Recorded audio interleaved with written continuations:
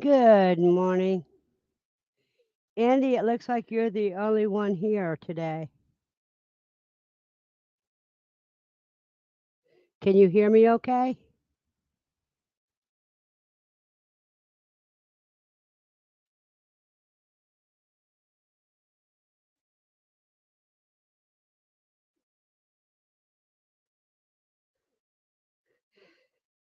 If you can hear me, let me know.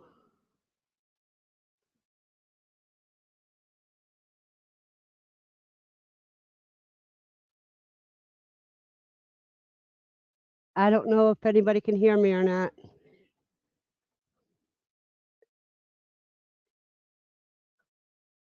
Oh, scare the heck out of me.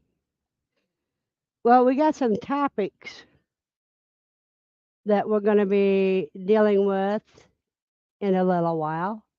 Good morning, Kelly. Morning, Nikki.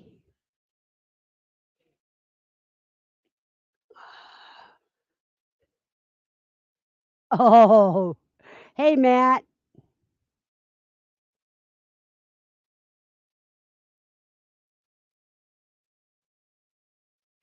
Good morning, David.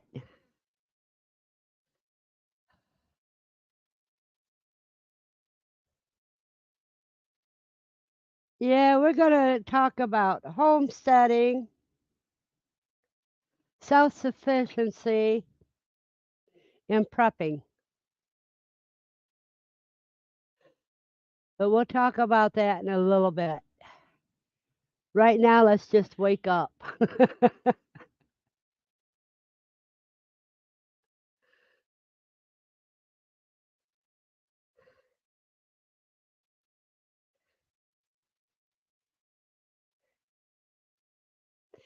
But it's kind of a little. I'm going to go off camera and finish what I had started, but I'll still be here.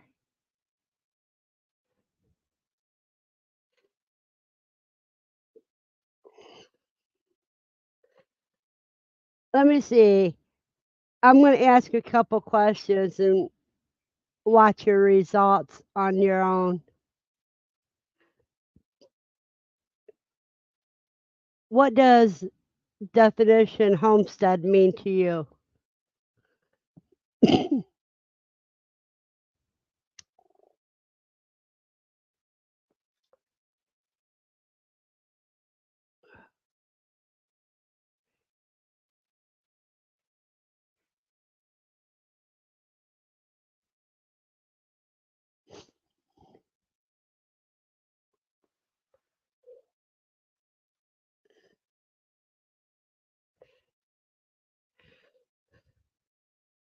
We got more rain coming in today. Let me see.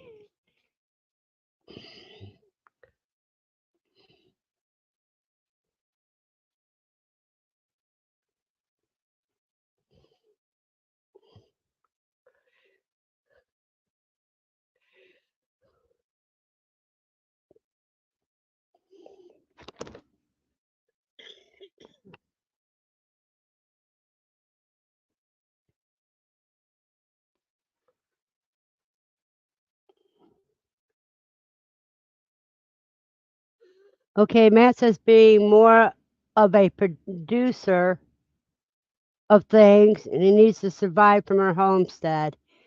Kelly says it means not depending on things outside of my control as much as possible. Those both, in my opinion, is self-sufficiency. But what makes a homestead?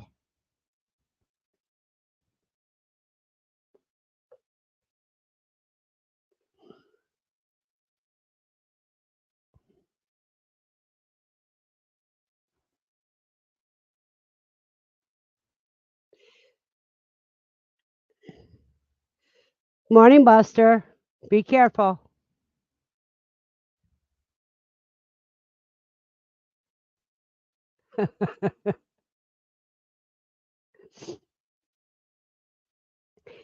These are things to think about. Think about the definition of being self sufficient. and what it means to be a prepper. Good morning, Nikki.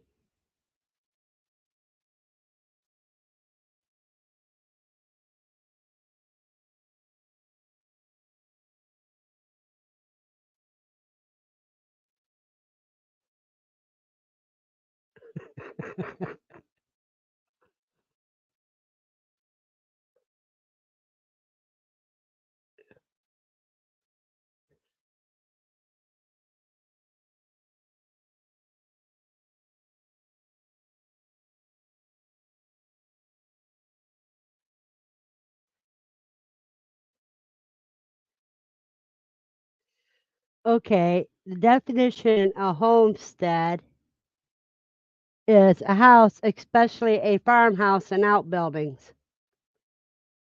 In Australia and New Zealand, a person or family residence which comprises of land, house, and outbuildings. That's what a homestead is. Modern definition of homestead refers to self-sufficient lifestyle, living autonomously with, yeah, enlarge this a little bit just so I can read it because it's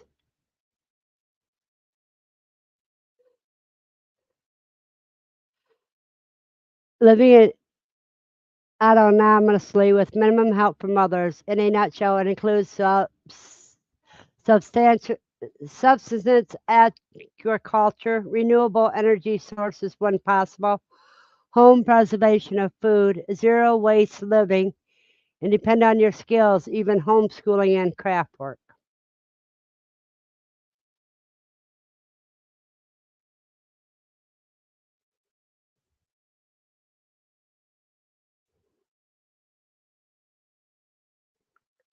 Andy, I think you hit my definition right on the head.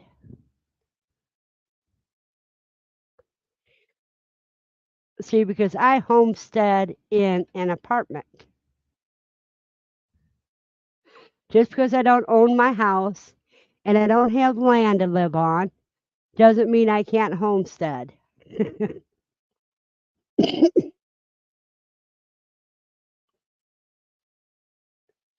Okay,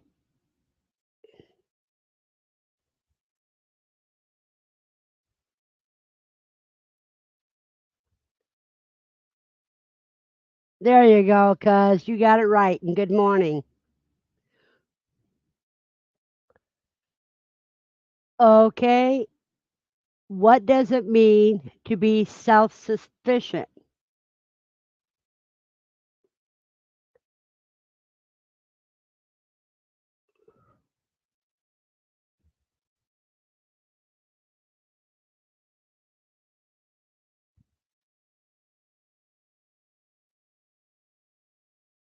Amen to that, Kelly.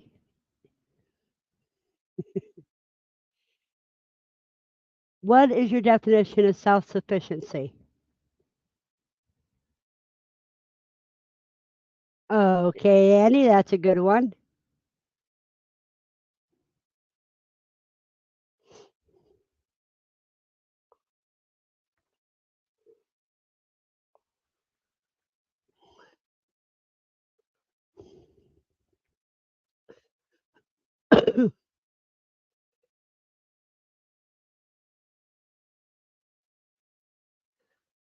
That's a great one. Steve and Matt.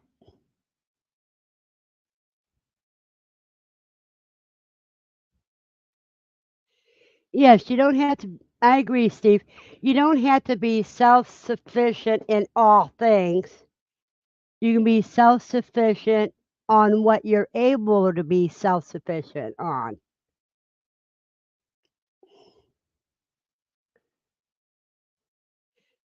In other words, anywhere you can put the dent into the big boxes. That's great. Okay, now I'm going to ask you,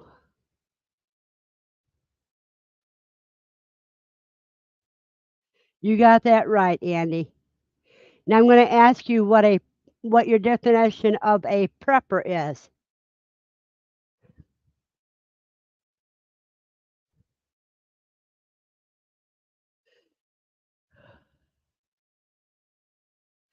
Good morning, Aaron.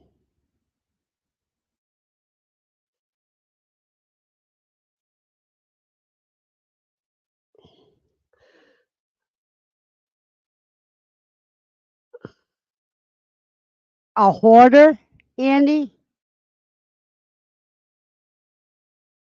You mean just piling everything inside your house, not having room to walk? That's what a hoarder is to me.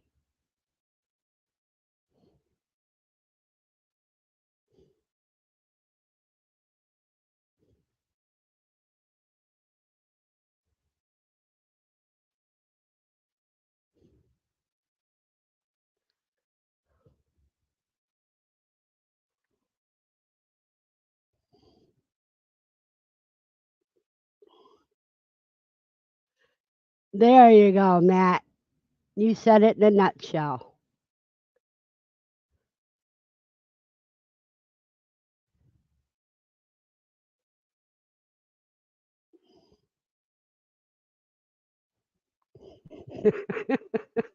Yeah, but see, Andy, I can joke right back.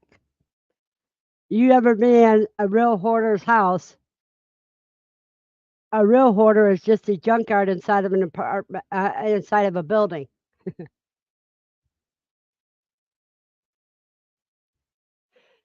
Exactly, Nikki.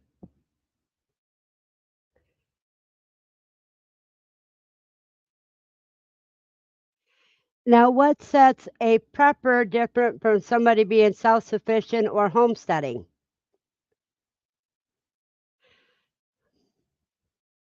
Because I'm going to tell you the definitions that I looked up.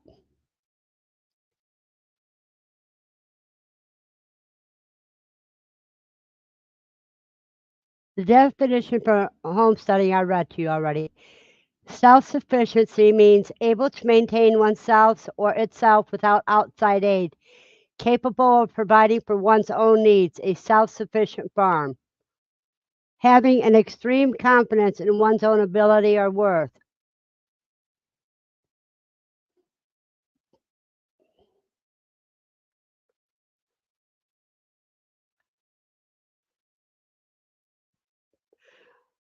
It's also the quality or condition of being self sufficient, a means of developing economic self sufficiency.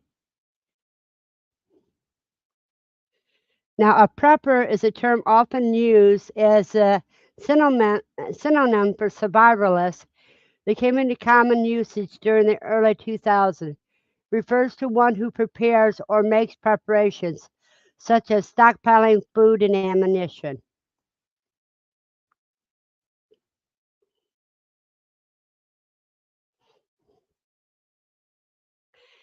Good morning, Dawn.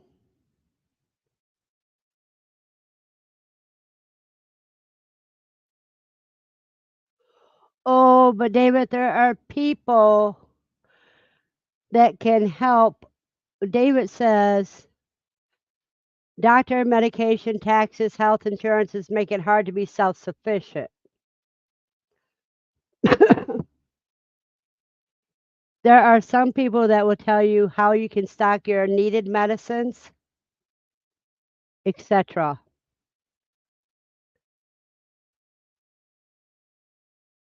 Good morning, Linda. You're right.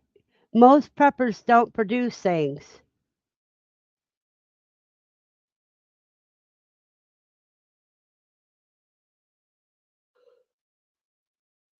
Do you want to come up and talk about that, Aaron?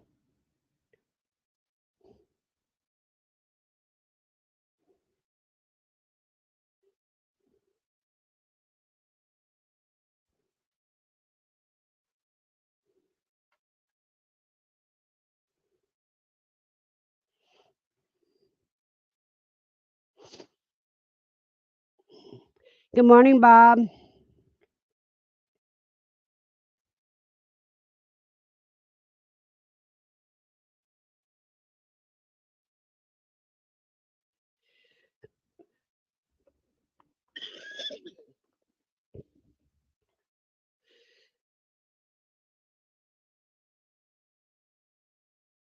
Okay, Aaron. Let me go ahead and pin that on there. I gotta get to my channel to do it.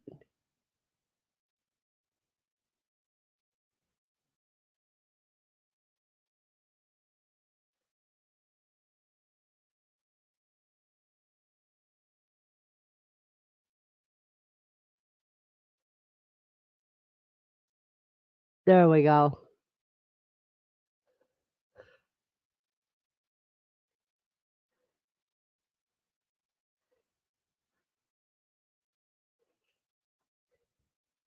Now, I think you put all three words together, and that's more of us.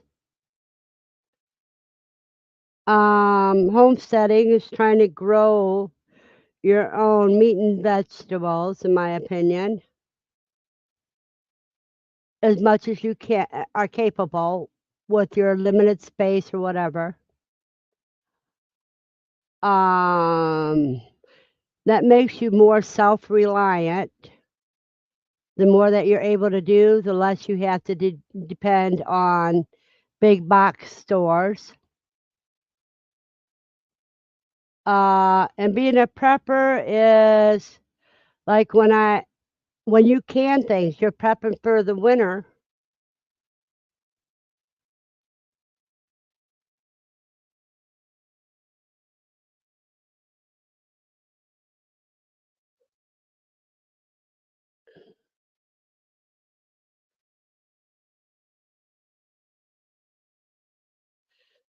Exactly, Matt.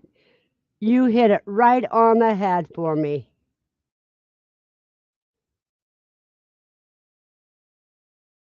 Hello, Ken.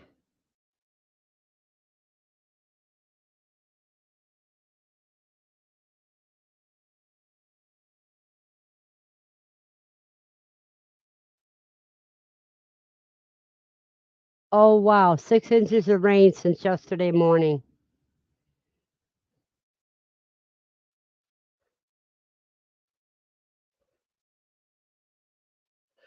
See, if Matt goes a little farther, he's got some solar as well.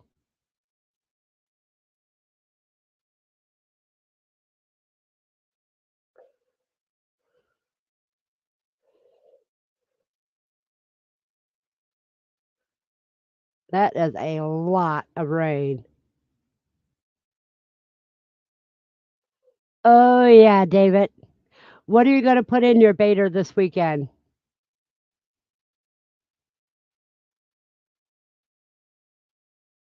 Exactly, Andy.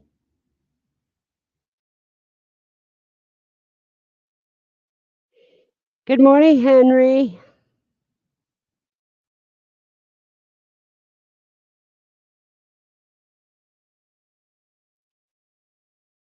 Well, see, I don't can because I freeze dry. Canning lasts for a couple of years. Freeze drying can last a couple decades. Oh, David's gonna put wild and celadons in his incubator. Thursday night we lost city water and didn't get water back until last night. You don't realize how much water animals need until you're hauling buckets of rainwater. Oh, wow.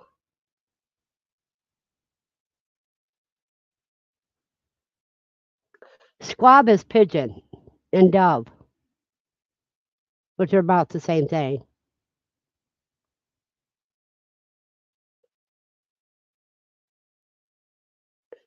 And I would just call him a squab chick.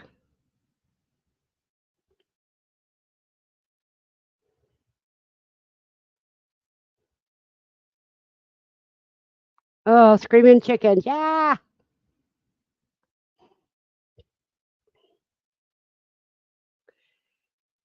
You know, when I was in Arkansas 40 odd years ago, they were putting information for how you can catch a squab in the recipes. in the newspaper because they were trying to get the pigeons under control.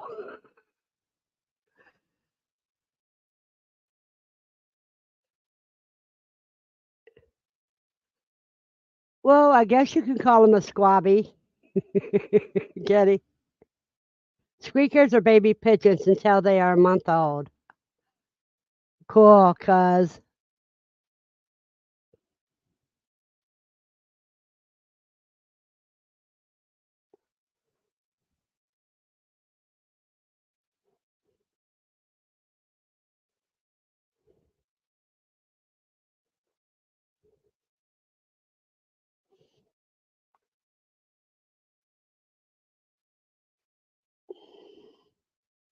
See, another thing about homesteaders is many are hunters too.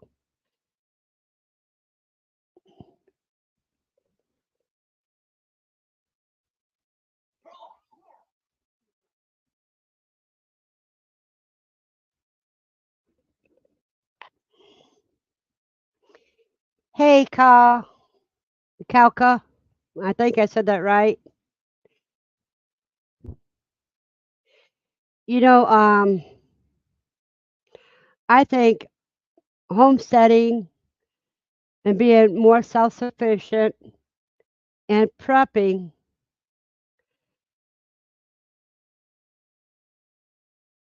all go hand in hand.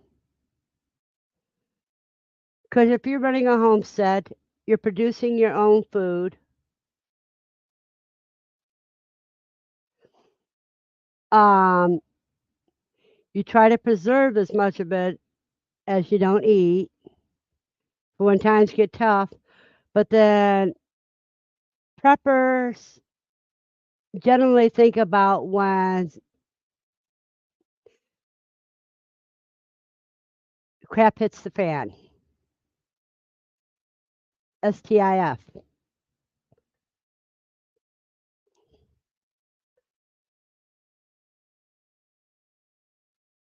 Thank you very much, Kalka.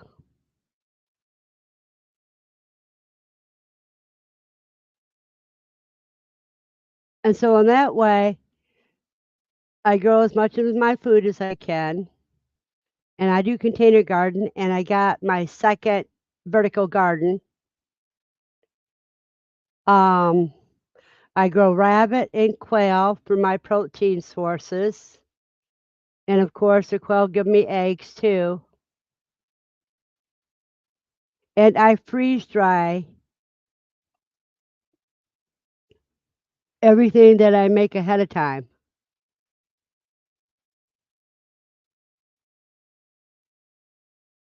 You got that right, Matt.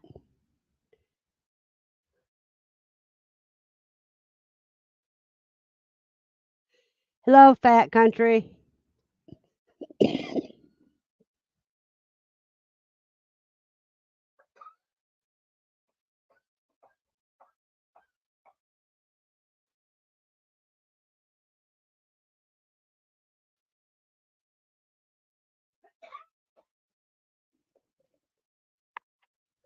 I think homesteaders by nature are preppers. Yeah.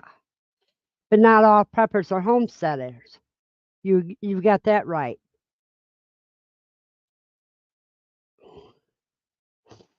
But by nature, homesteaders prep because they got to prep for when things aren't growing, and they have to prep in case there's a drought.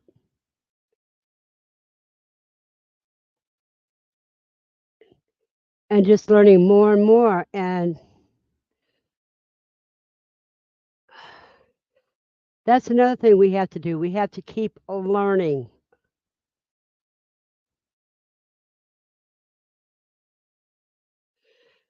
If you can't buy feed, yeah, you could still raise quail. They may not grow as fast or be as big, but feed them cornmeal, oatmeal, lentils and rice, cooked lentils and rice, you know,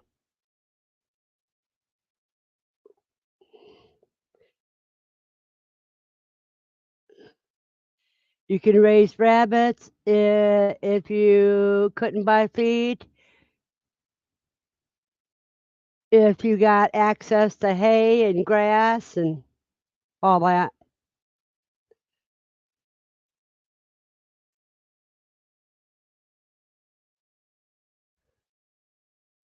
Just gather seeds and insects to raise them without feed. Yep.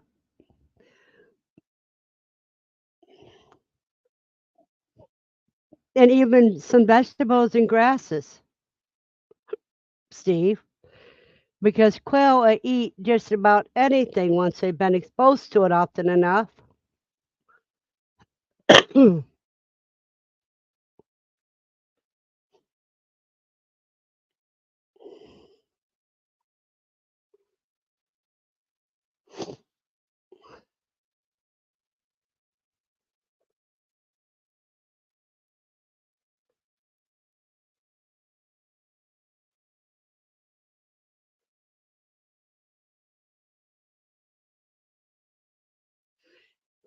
Phantom chickens, their name means small chickens.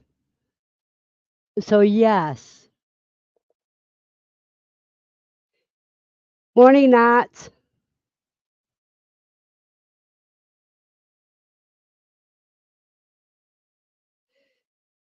Tell BC I hope he's okay.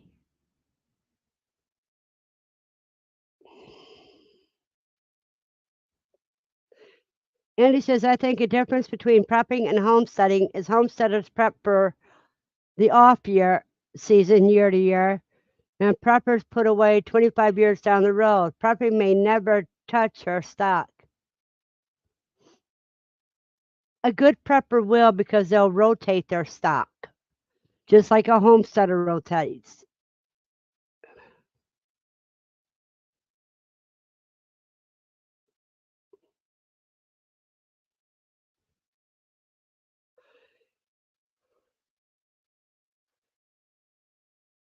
Yeah.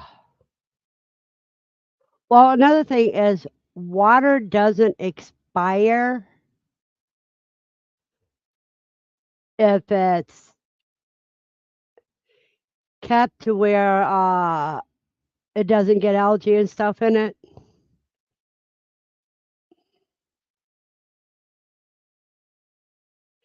Take care, Knots.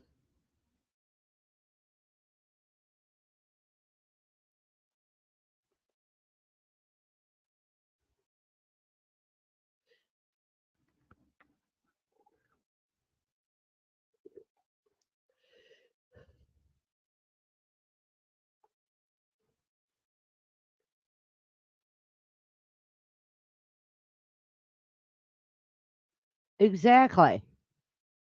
Now, see, that's what I'm doing. I'm sharing some of my stockpile with my oldest daughter,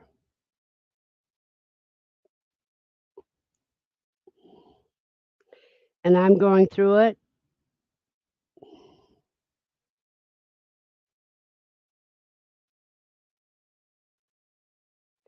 Hello, Amy.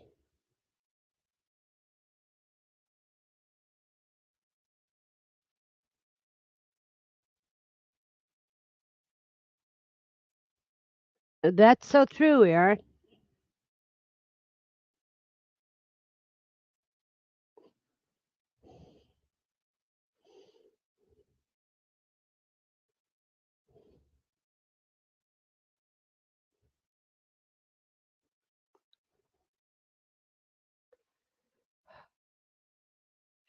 But see, Aaron, it was lucky because he already had the water. So when he didn't have access to water this week, he still had water for his animals.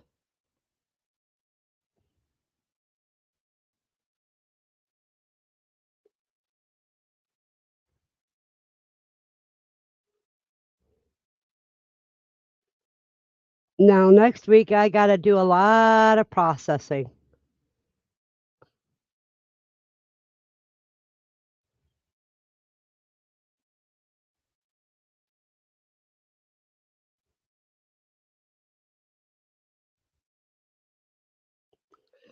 Amy, where are you at? You can use a lot of different rabbits.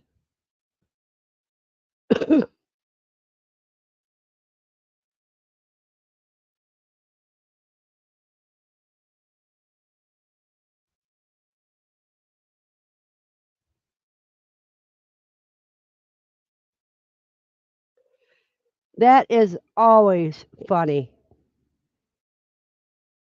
Not haha funny, but you know what I meant.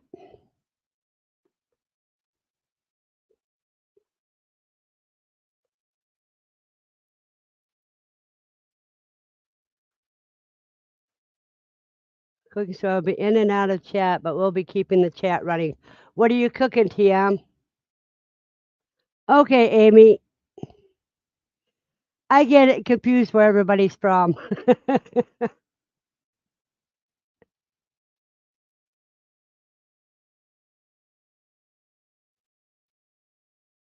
Yeah, water just couldn't get in the pipe.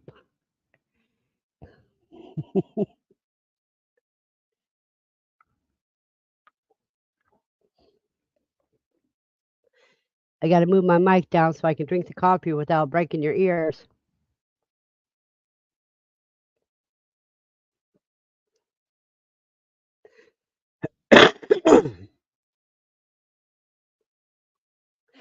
That's another thing we have to do. We have to be resourceful. We have to think out of the box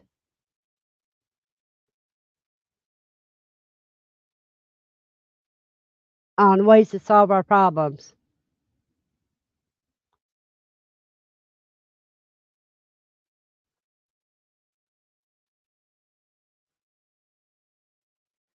Yep.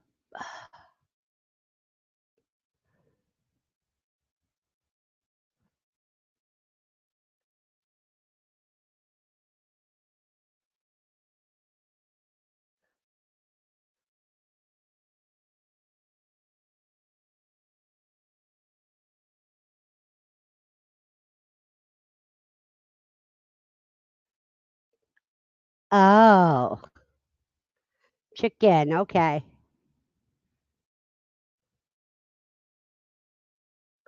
That all depends on Amy. You can lose the heat resistance into mucks in one season.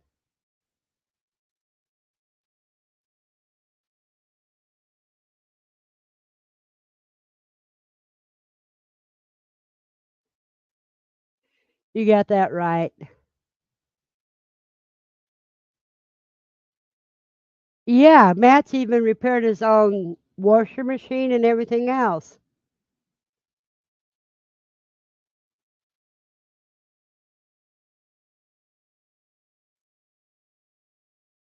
I mean, there's building cages, but then when you teach yourself how to repair your appliances, that's another buck you can save yourself.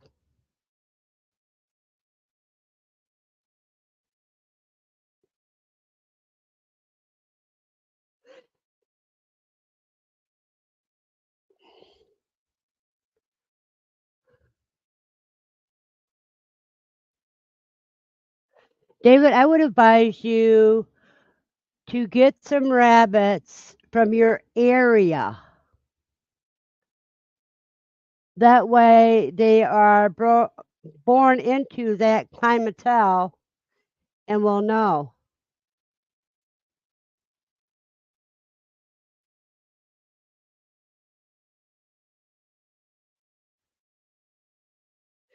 Yeah, all mine are going to be for the table, except for people that want them for pets.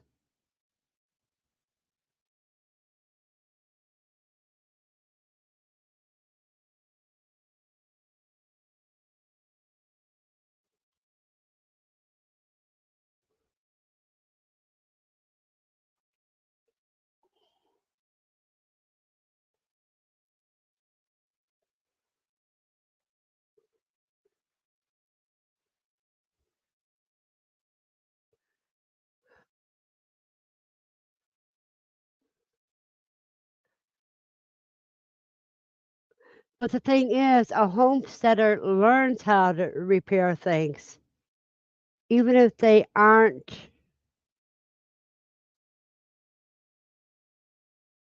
um, knowledgeable at first. They can gain the knowledge.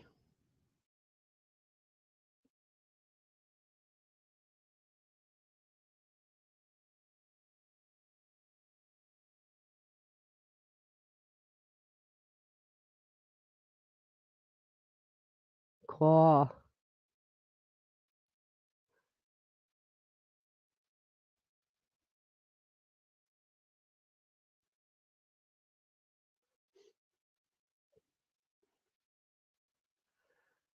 I'm wondering, Andy, if these rabbits will be able to tolerate if I don't air condition that room this year. We'll find out if I can just have the fans on instead.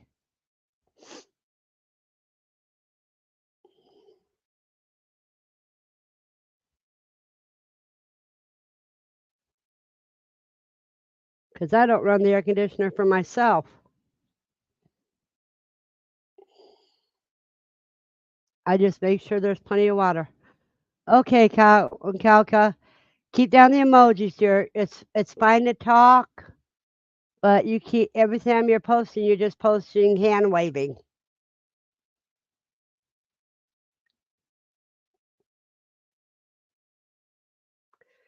Time for me to get some more coffee and a coffin nail.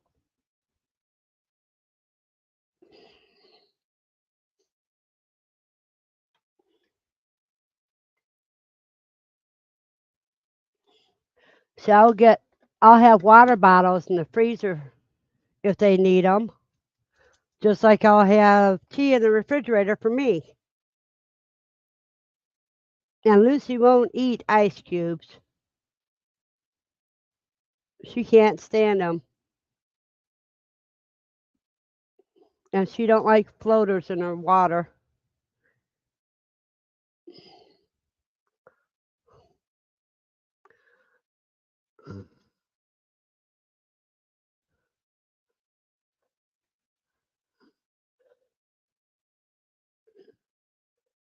Well, that's good because it gets triple digits in this apartment. No, I just decided not to move my computer.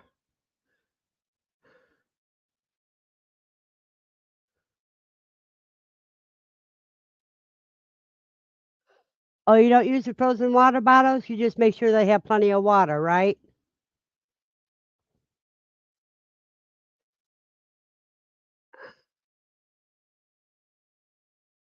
Car too. It gets very hot here, but dry, so shade and a fan drops temperatures dramatically. Well, see, that's what I'm going to be using is I have an exhaust and a fan that goes in one window, and then I have another fan that goes to the other side of the apartment.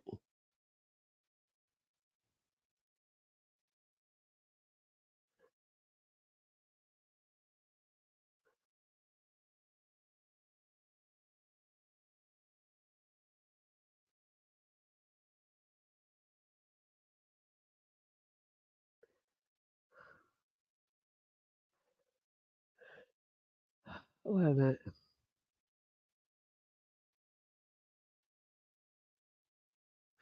David, Andy's where I got my Havanas from.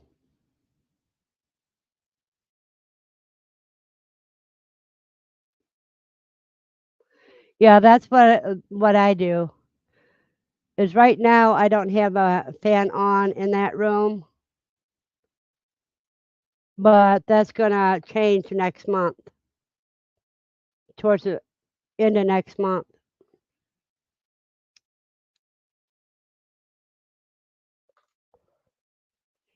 Good morning, Christina. She says, good morning, y'all. I'm doing some housework and listening in. I'll be having a little prepping related videos out this week based on our experience the last few days.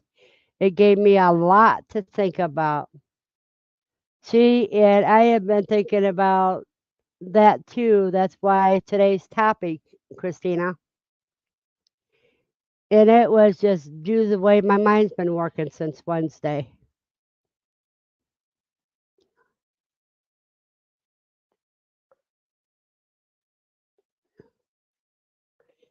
Now, Andy, what I'm going to do is I'll do like I've been doing is my floor fan points towards the ceiling, then my exhaust fan is in the window, so it circulates.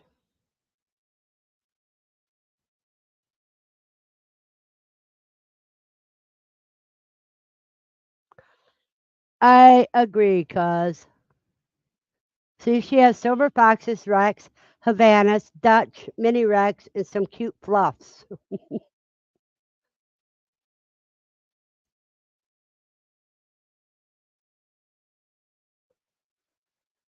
You can eat wild pigeons, Ken. I told you in Arkansas 40 years ago, they were running recipes for squab.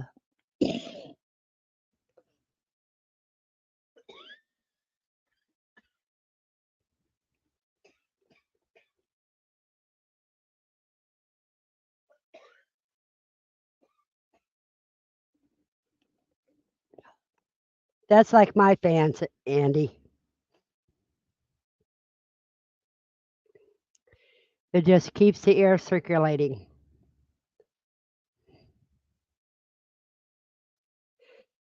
Good morning, David. Now we got two Davids in here. If I remember correctly.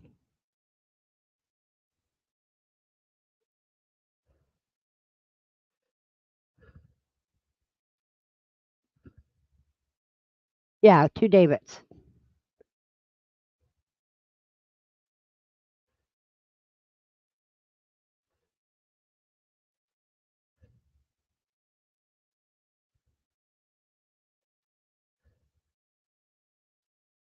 Pigeon and doves are about the same.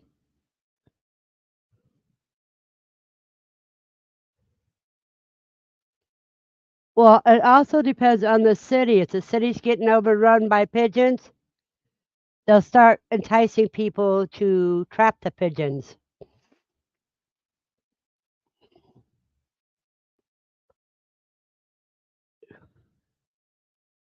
Oh, and I do have my freeze dryer running right now. I'm freeze drying. I got some two pineapples on sale.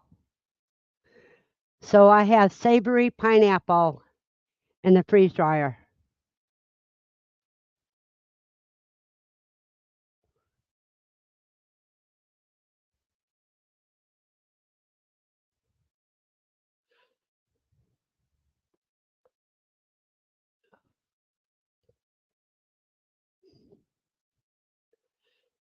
Well, you can anchor those hutches,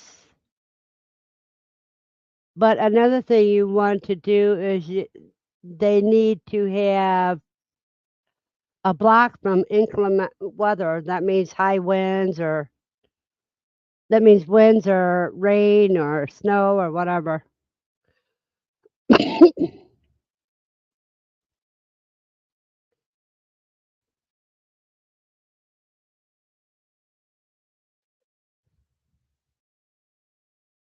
Now that is comical.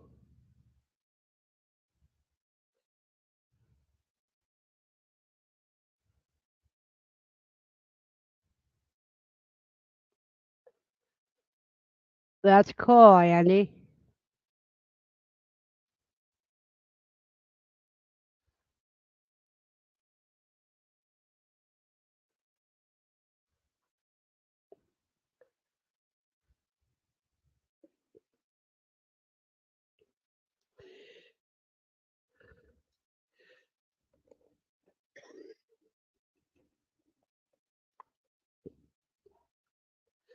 You made Z pineapple out of tambasi squash.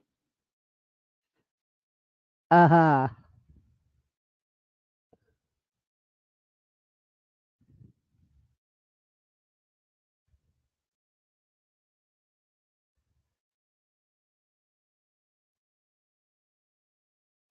Oh, wow.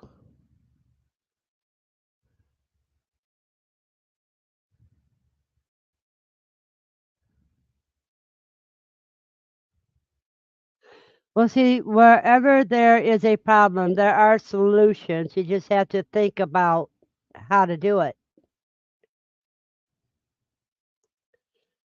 Now, my rabbits are I raised in the back room.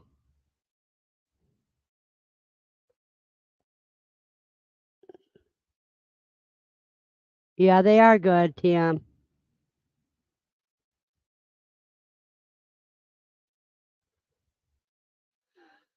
That's always a good problem to have.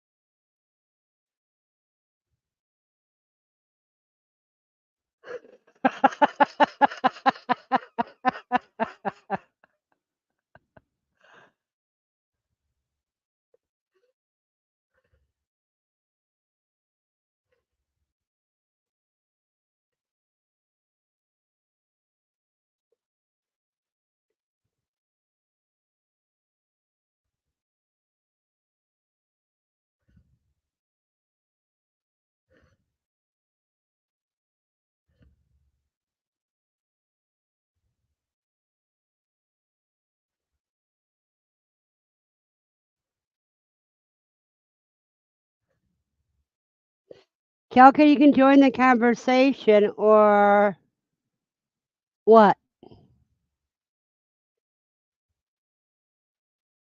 Just posting to be posting is not really a good thing to do. Now you're using backslash instead of emojis.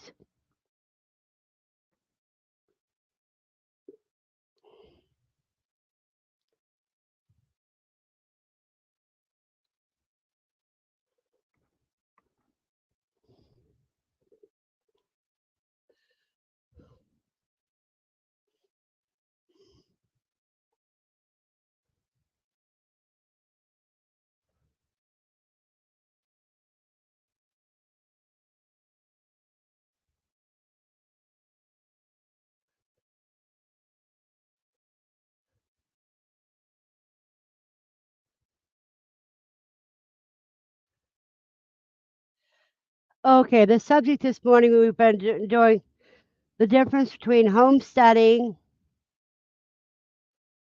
self-sufficiency, and prepping.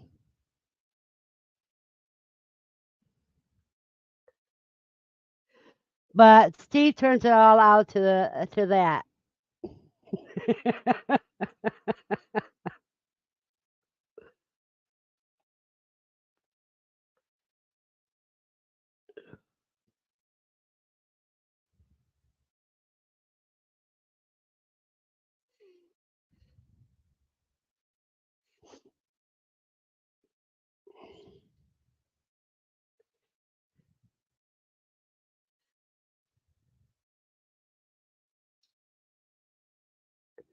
So I have a whole tote of freeze-dried food.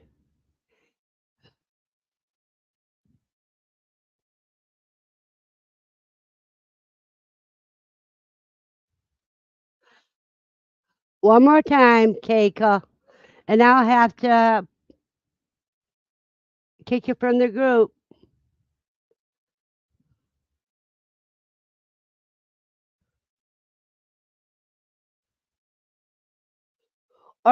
Or even homesteading leads to prepping. It depends on how deep you go into it.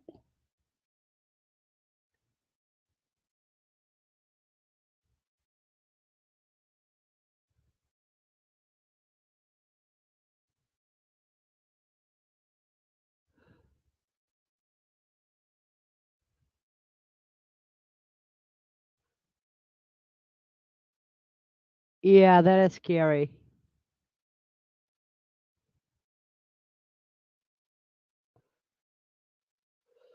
Or a good homesteader actually ends up being a prepper. But, what are you going to do when if the grid goes down? Now, we've seen that happen before for about 3 or 4 days.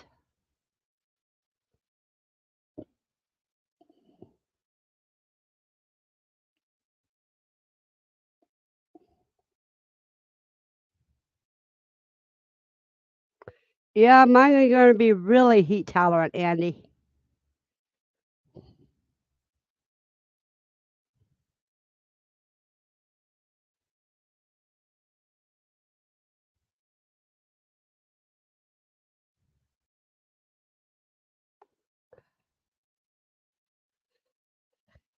That's the thing is you don't be excessive, you think realistically. Now, what stops me from going uh, overboard on prepping is because of space. I have very limited space on what I can actually store. You have a blessed day, Matt, and give the family a hug for me. The only thing I don't have is weapons. But see, I am the type of person that I can pick up anything I can put in my hand can be used as a weapon.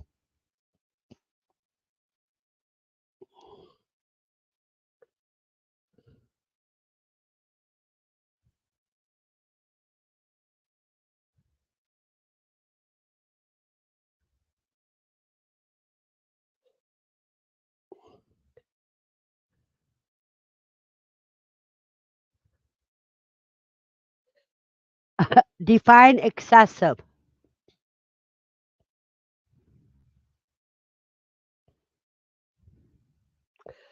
Hopefully, we'll see you this evening, Matt.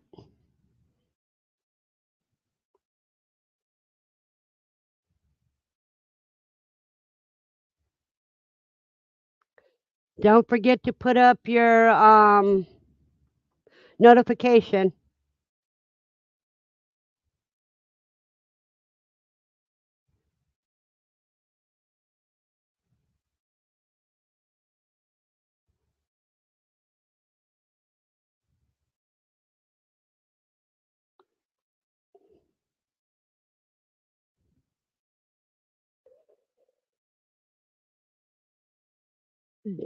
David, I may not know Kung Fu, but my daddy taught me at a young age what equalizers were.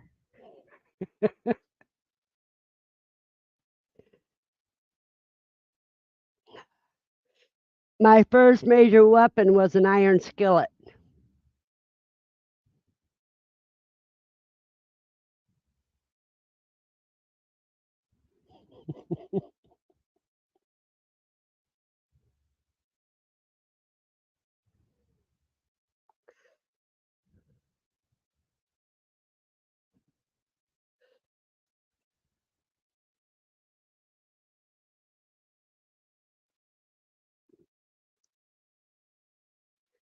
So 8 p.m. Mountain Time is 10 p.m.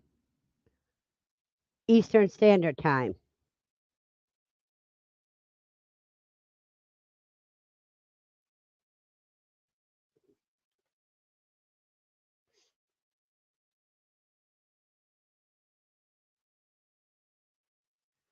Versus, I don't know what to call what I do. I grow a little garden in the summer.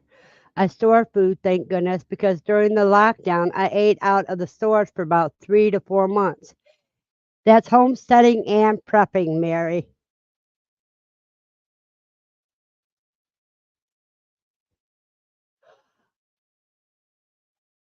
Yeah, cast iron skillet can bring up 5 nearly 5'6" woman to overpower a 6'1" man. Just hearing it slide off the stove was enough to make him run and duck.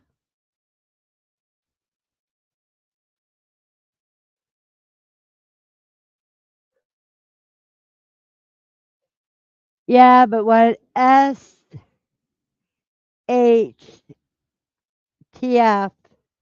happens, then you have to worry about protecting what's yours.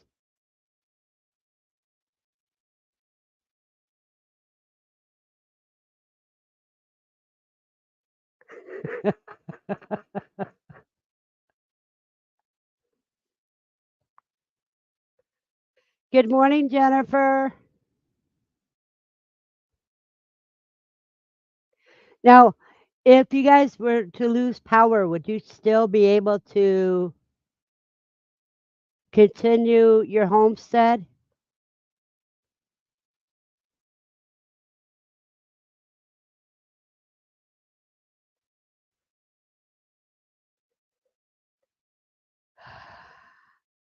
You got that right.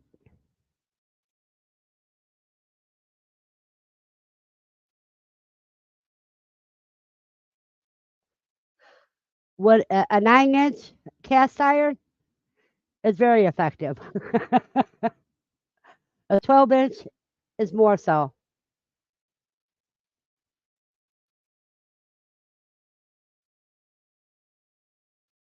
No, you wouldn't. If they didn't have power at the feed stores, you wouldn't be able to buy your feed. Good morning, Orlando.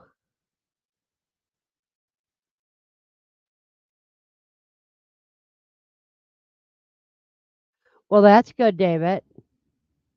Oh, 9 millimeter. Okay. See, I don't have a 9.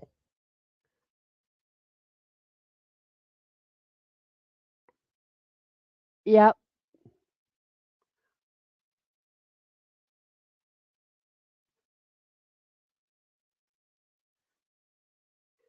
exactly.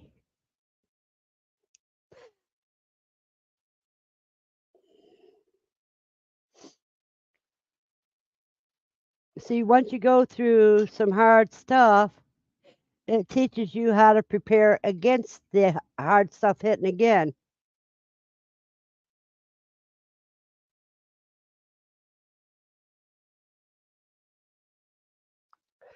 I just wish I had the kerosene lamps I used to have. I left so many stuff up north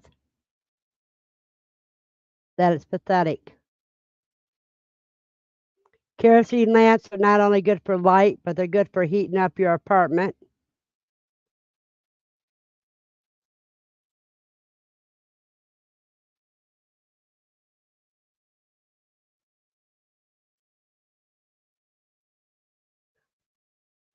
Oh, but if you had, never mind, never mind.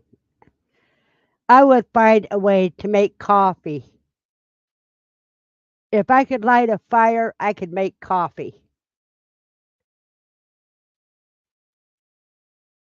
Be seeing you later too, David.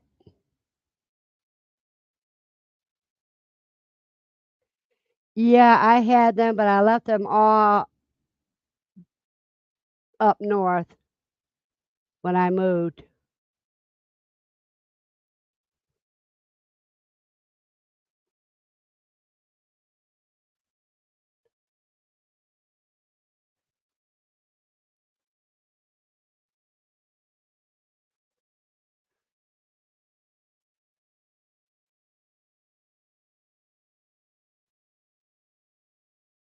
Exactly, Andy.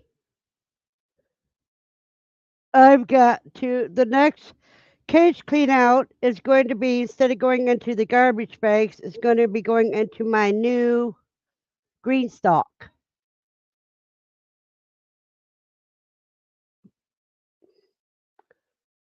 I will fill half with quail poo and the other half with rabbit poo.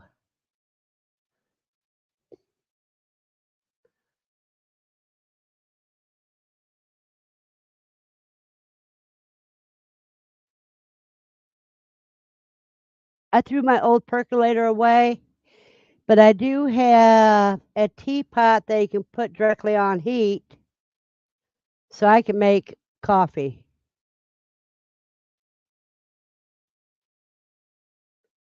Yes, you can, but it would take all day.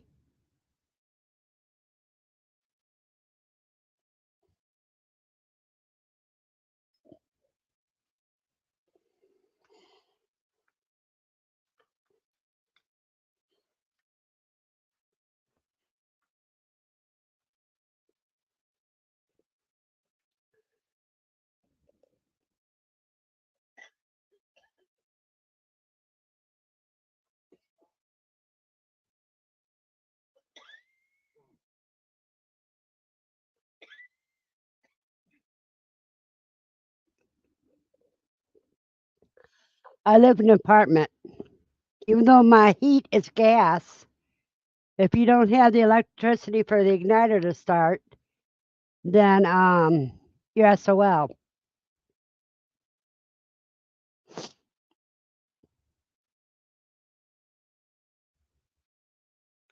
Yeah, let them try it.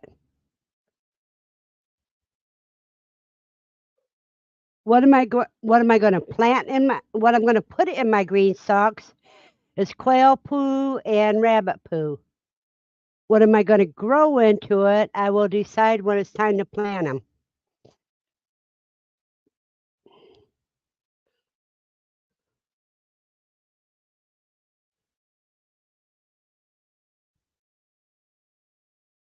No, if I can't get coffee beans, I can do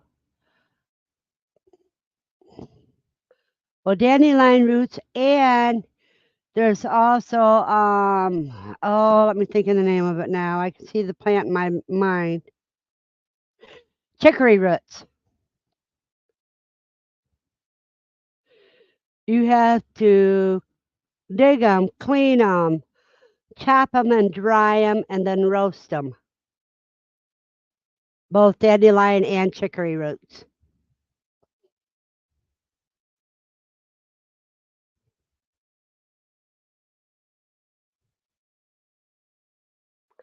Yeah, but see, I live in somebody else's building.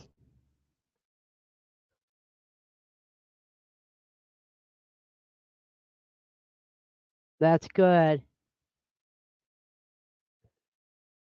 It's chicory, not hickory. There's a C in front of that hickory root.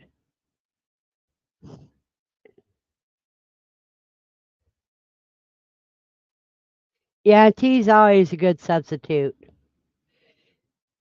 And you know, there's some barks that make a good coffee too, as well as roots.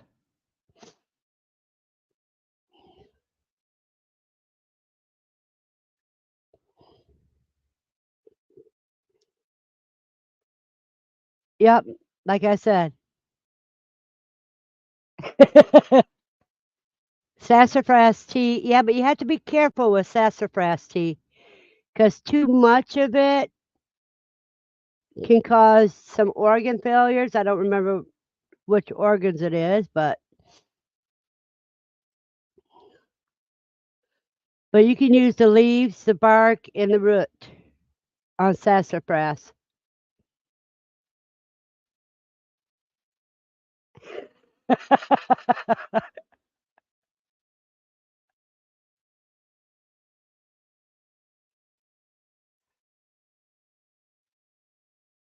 See, I refuse to buy from that place because they're expensive.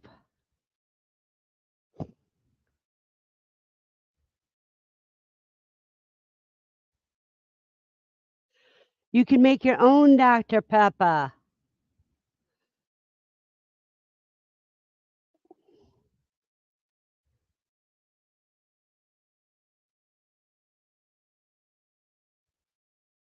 You know, if you grow stevia or monk fruit, you won't need the sugar.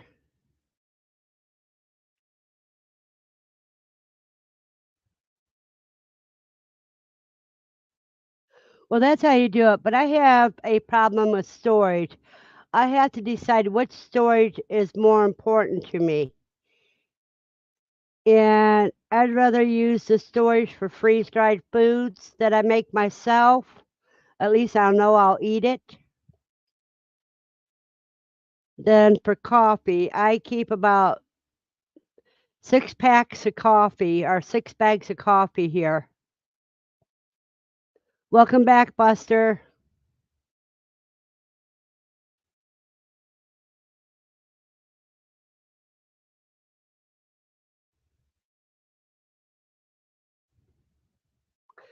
Well, to me, stevia was easy to grow.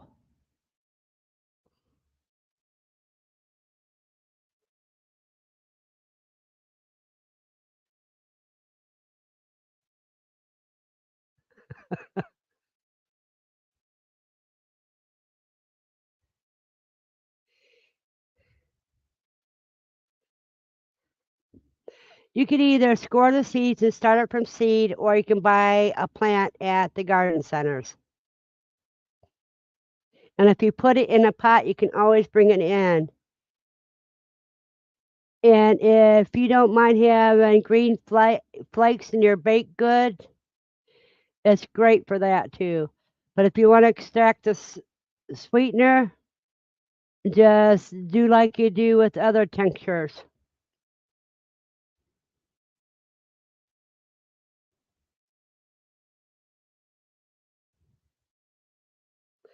It's the heat it can't stand then.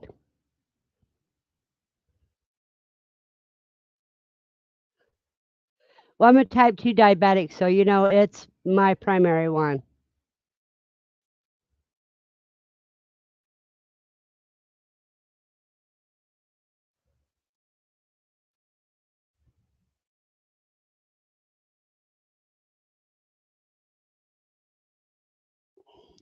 But you still have to wash the trays and wash the dehydrator.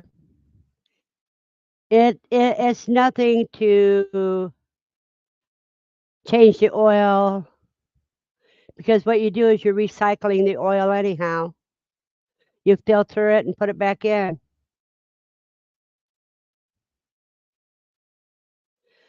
Put it in a shady area, Andy.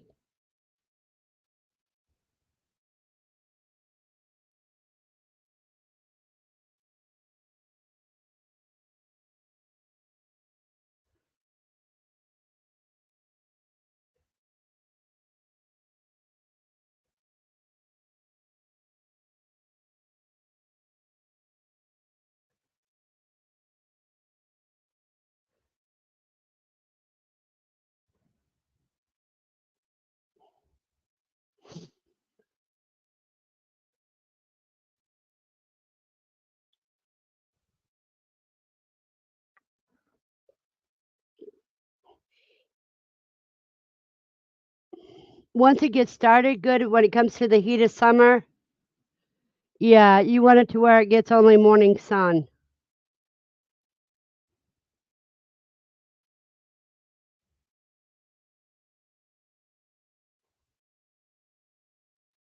Ha ha ha, cuz.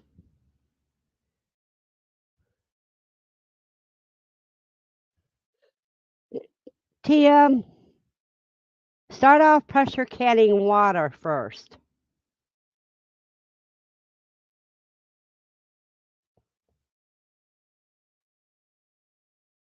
I'm not sure about what the pH is.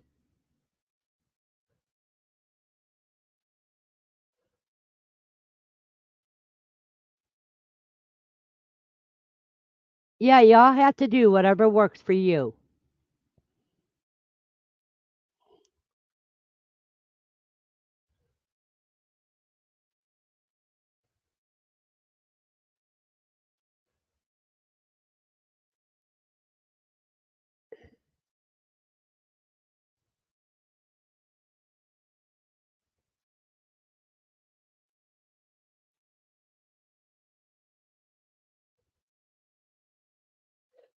I don't know what Sadaba is.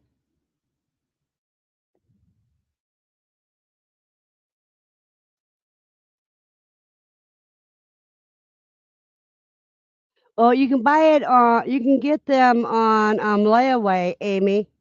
$250 down, and then when you get it paid off is when they ship it to you. You'll get the newest model at the old price.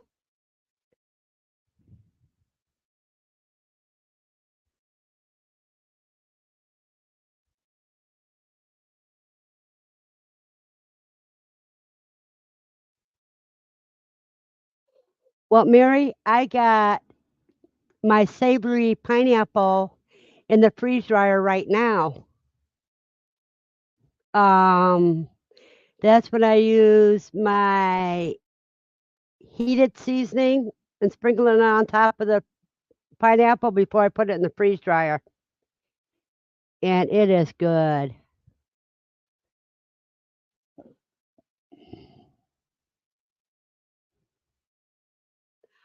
Get one of the electric ones from Presto.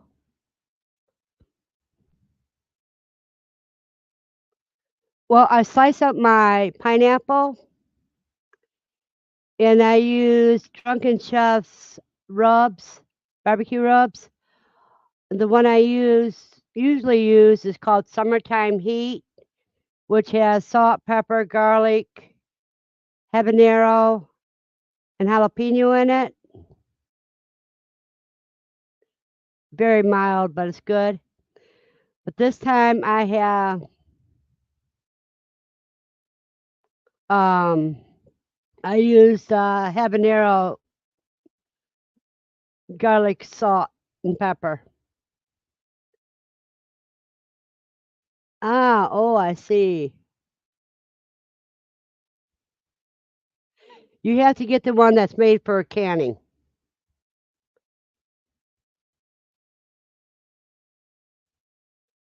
If you got a gas stove, I'd say get the American canner. Yeah,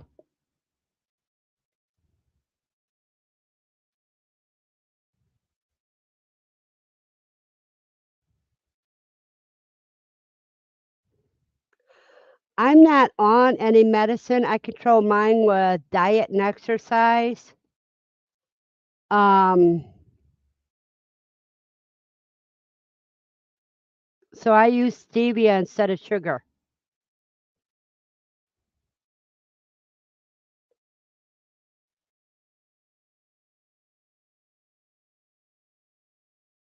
So true. You need to both sides.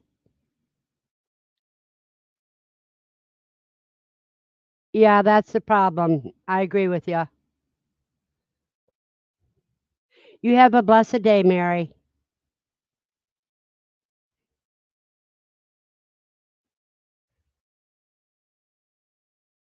Christina says she has a stovetop canner for water bath and pressure canning, but she also has the Presto electric canner and she loves it.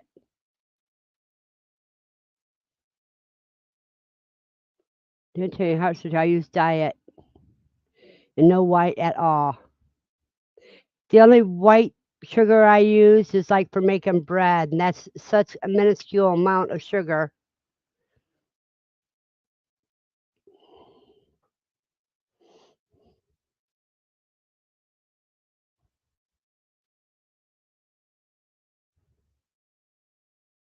Oh, and Christina, I love the interviews you've been doing, and your style of doing them is ingenious.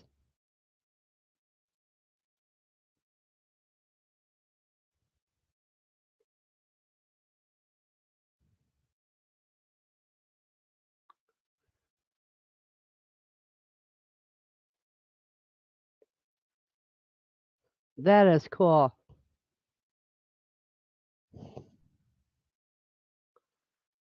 No what you have no white sugar, whatever.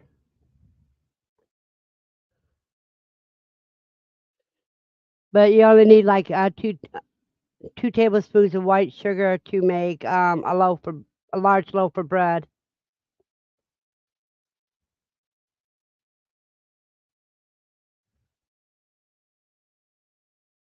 Well, you go, girlfriend.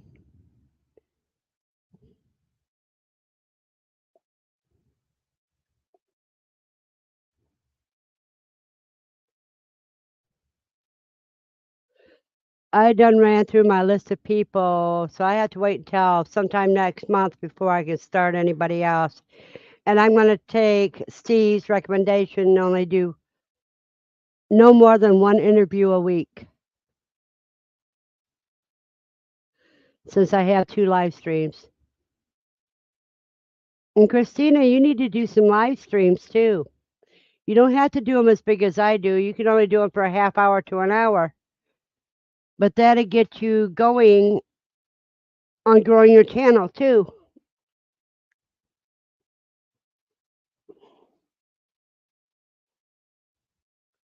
Because you have such a beautiful voice and the way you say things is so interesting.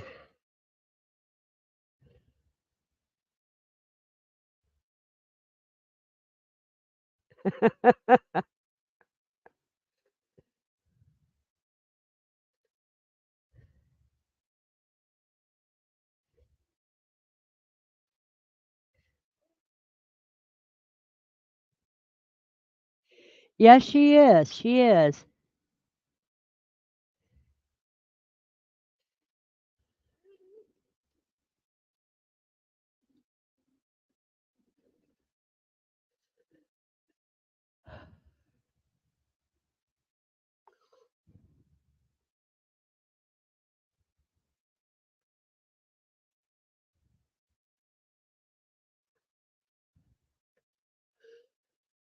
Well, I'm glad it tickles you pink,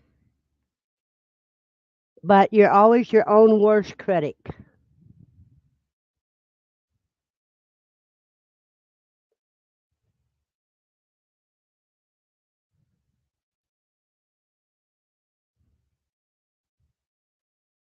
That is cool, Andy. Great information.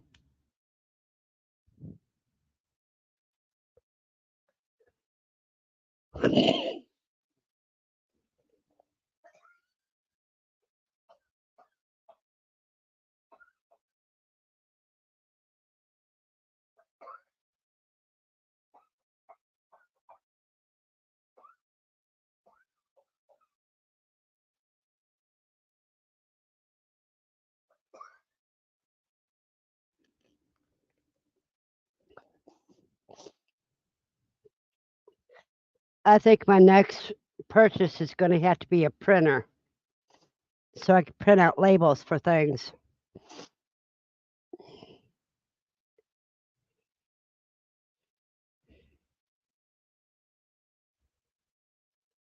Who's Andrea?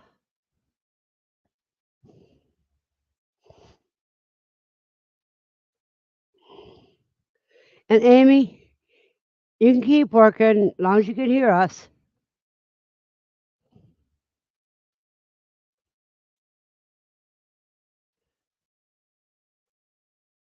Oh, thank you, Dawn. So, you can always catch the replay.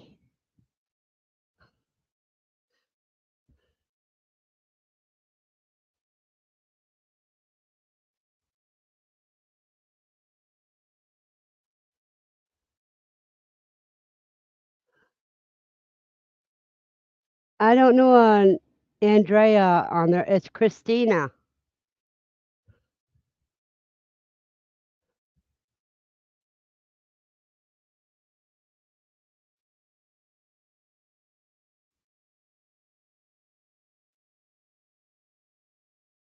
Oh boy.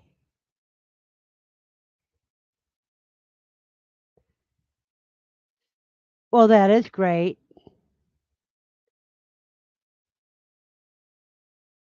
No, Dawn, I haven't gotten any seeds. I haven't been to the post office yet. If you send them to the post office box, then I haven't picked them up yet.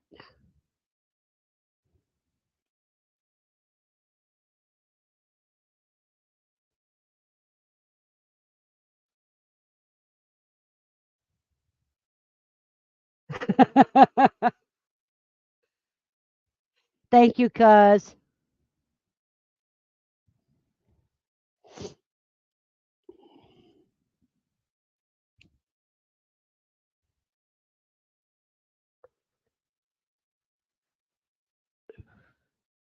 Okay, that means they're sitting at the post office. I have to go there Monday anyhow when I go to pick up my rent and everything.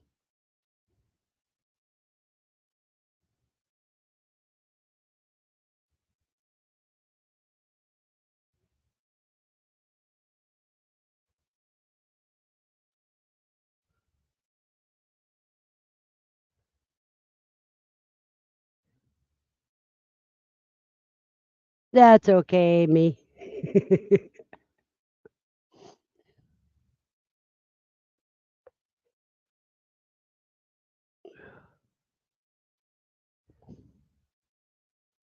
No, when you were saying Andrea, I thought you were calling Andy Andrea.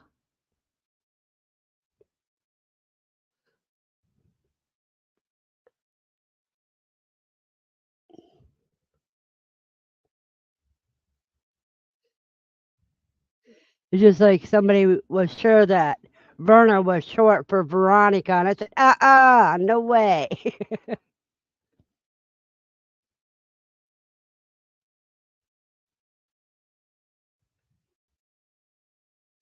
Oh, wow.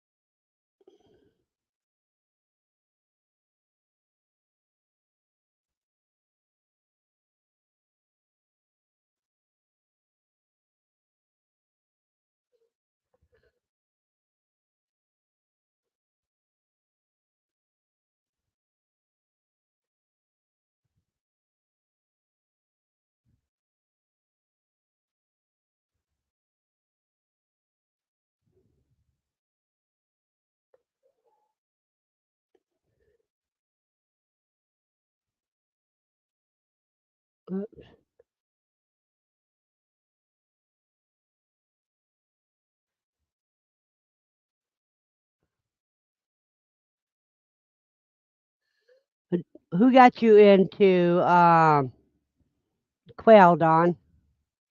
Andy or the canning lady?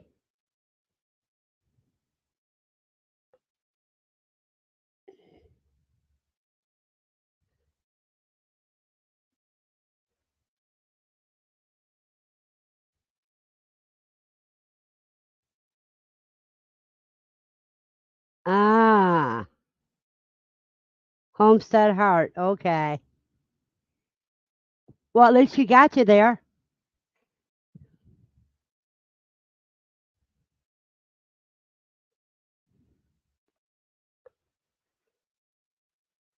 Yeah, I have to agree with you there because anybody that uses fear for their catalysts turns me off real quick.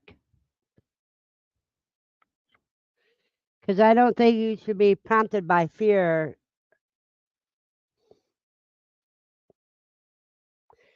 Jennifer, I say let the mamas do the weaning. Um, some say 4 weeks, some say 6 weeks, some say 8 weeks.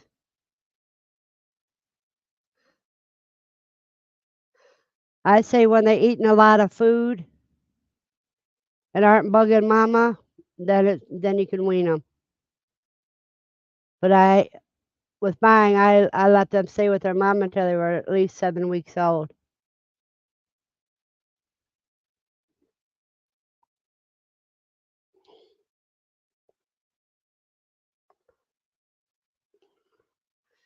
That's a smart way to do it.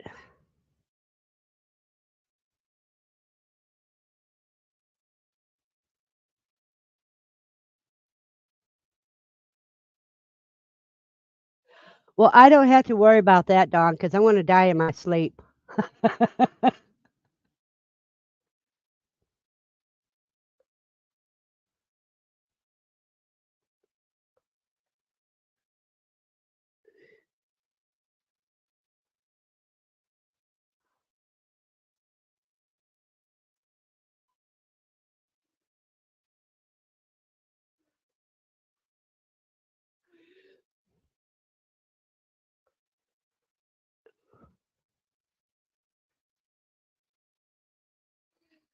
I don't have room for half that amount.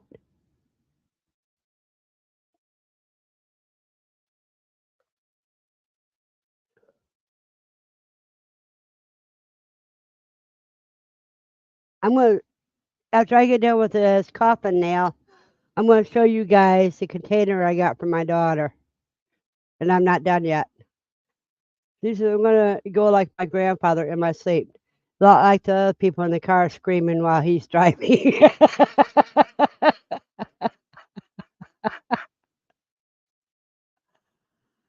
Oh,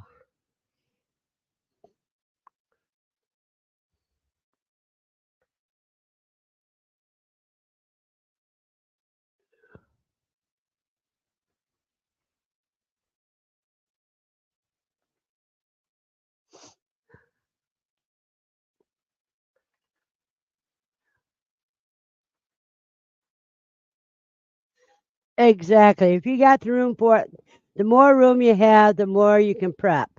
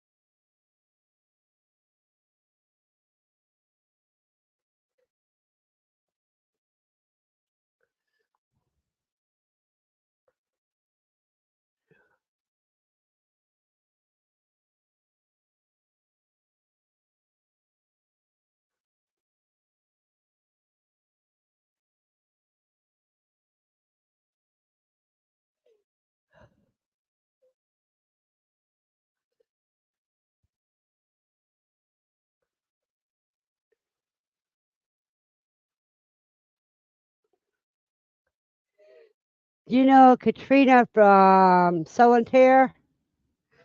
She's proved you can take at least 10 jars of bone broth and freeze dry it down to 1 jar. And so that's why I like the freeze dryer because you can save a lot more food in a lot less space. Yeah, that's just like a collectible. That is a collectible.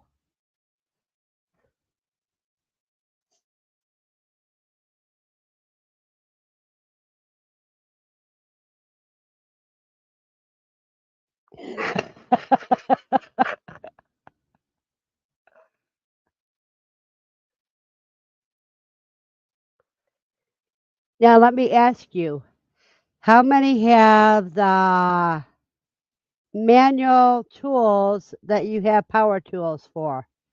In other words, Eddie's got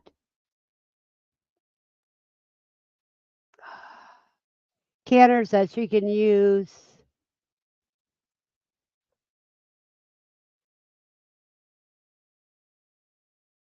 over a fire, over a stove.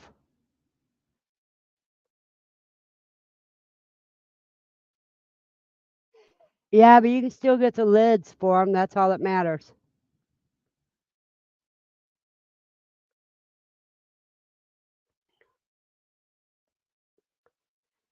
You guys, I'll be right back. I got to answer a call.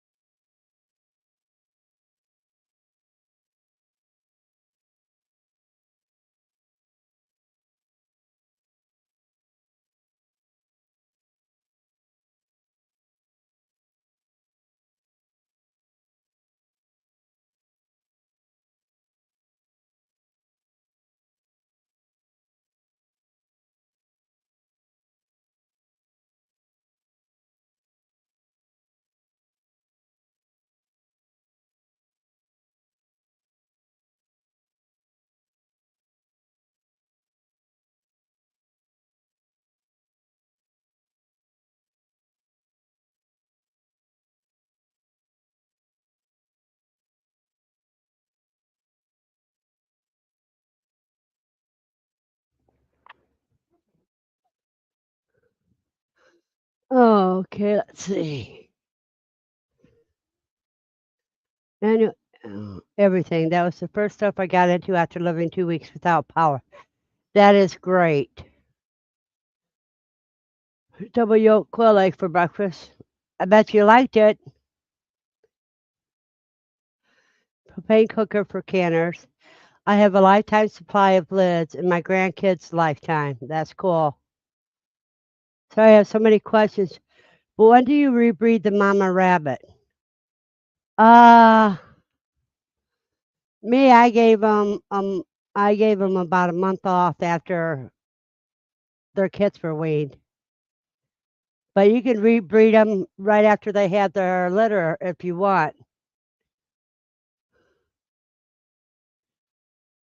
I should have become a self-made millionaire after the lid shortage.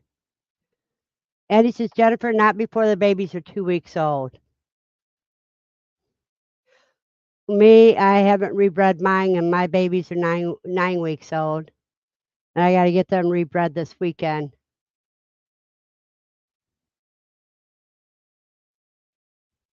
Exactly, Amy.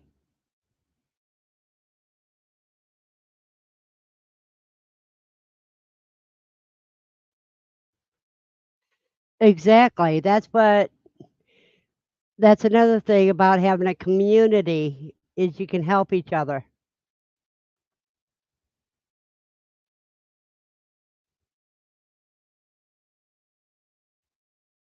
Yeah.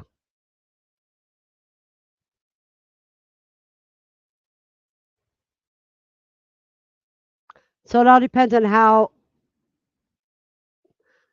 much meat you need and how fast you breed them.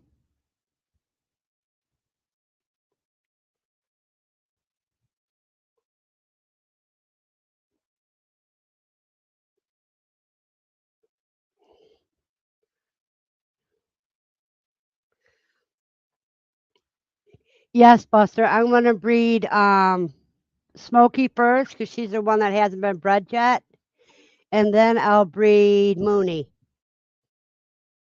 But I figure this way my rabbits will last longer because I'm not overbreeding them.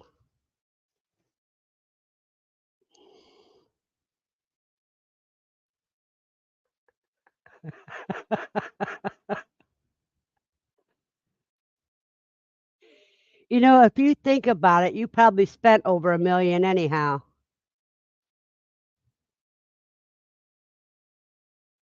Exactly. Like I said, I'm not in a hurry.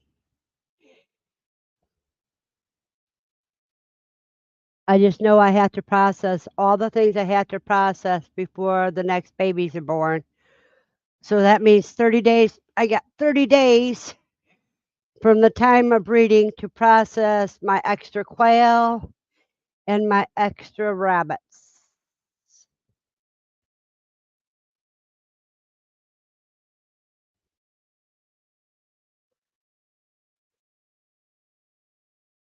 Because they're just like us. They only have a certain amount of eggs that they're born with. And whether it's laying eggs or ovary eggs, it's still the same amount you're born with. And rabbits don't drop their eggs until they're being bred, so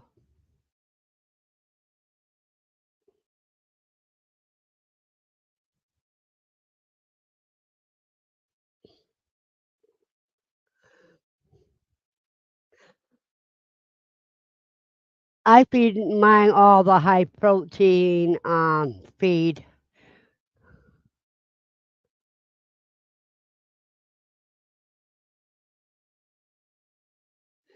Yeah, at least once a year. That's why it's very important for me to get smoky bread.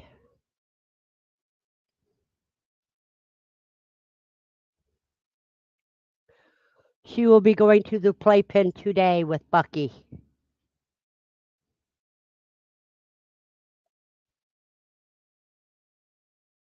Yep. That's what I have to process, my spooky hatch.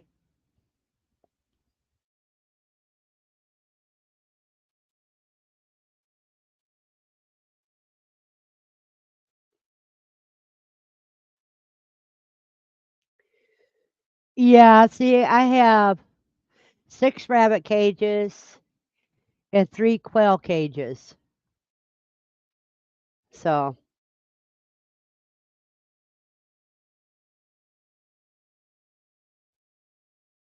no, but they say the good thing to do, one of the good things to do is when she first has the kits, you can feed the doe some oatmeal along with her food that boosts up all the nutrition for milk making.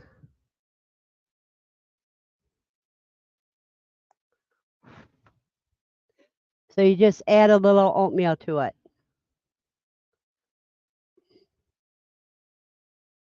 And the only feed that I use is good for all rabbits. I think it's 16. Let me double check and see what the protein is on the rabbit feed I use.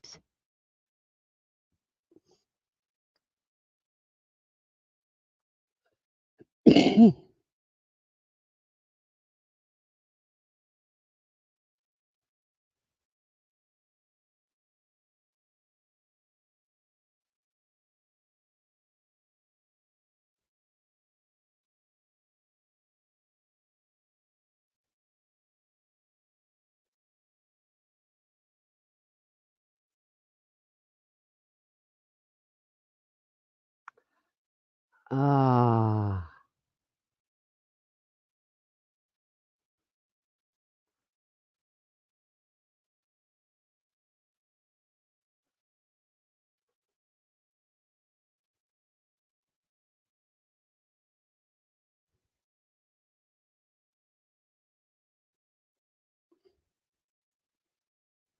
What I do is the Blue Bonnet Ultimate Rabbit Nutrition,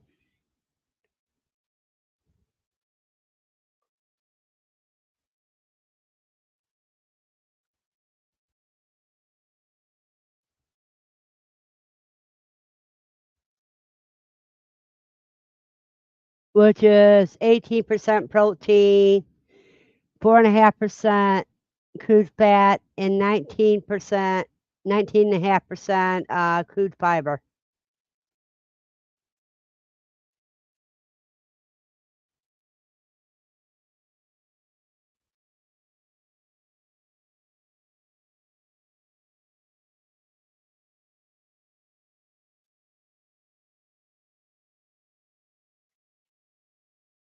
Hey, CB.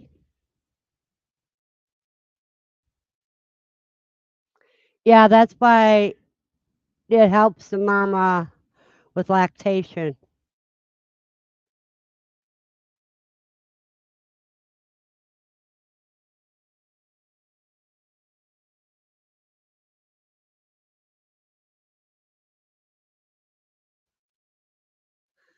I do not know Andy. I haven't been able to speak to them for a while.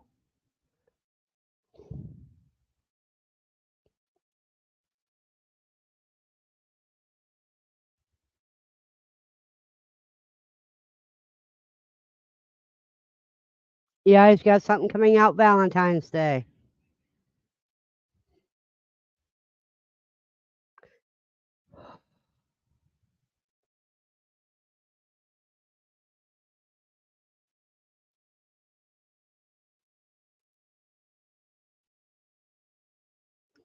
Isn't it always, Amy?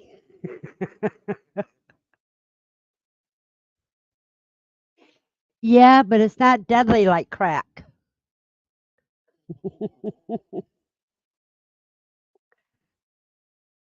Hatching addiction, uh, hatching addiction is the safest addiction to have.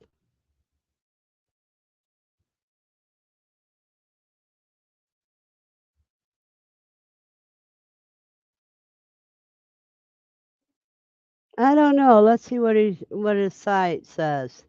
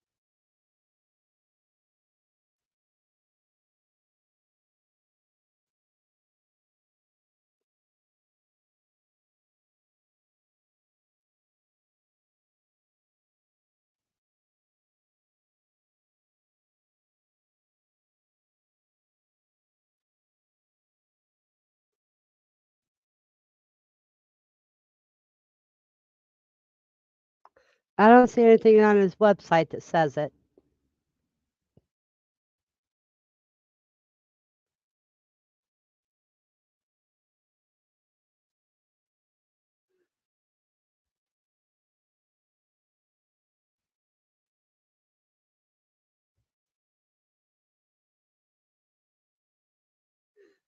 I haven't, but you can go ahead and try it, Amy, see what would happen. Have one set with gold hens and a Rosetta male, and have another set with Rosetta hens to a gold male.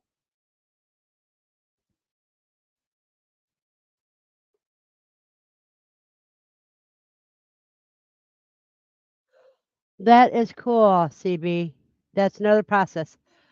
I should be starting that this week.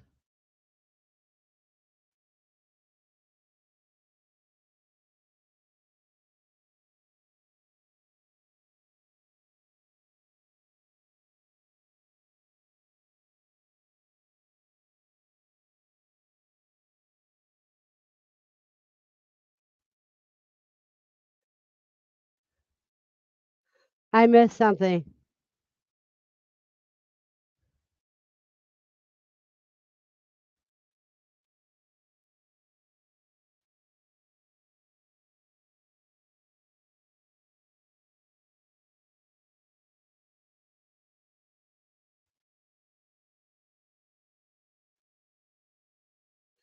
Have a blessed day, TM.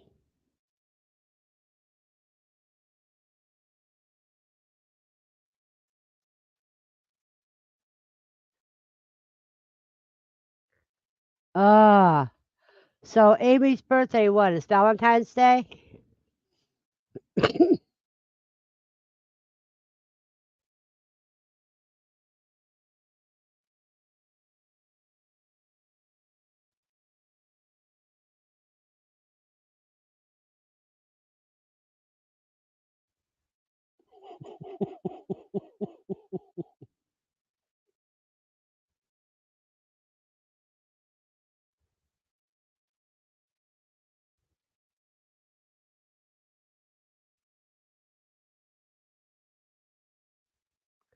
And there comes Aaron with his big words.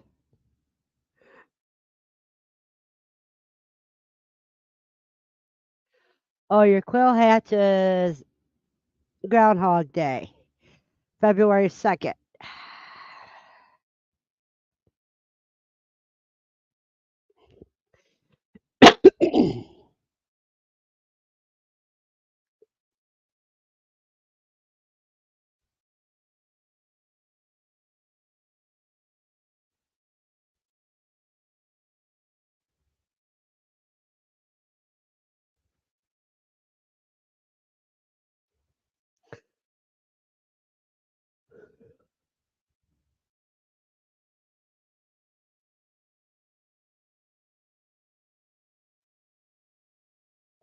Aaron, have you seen Nightbot say about your eggs yet?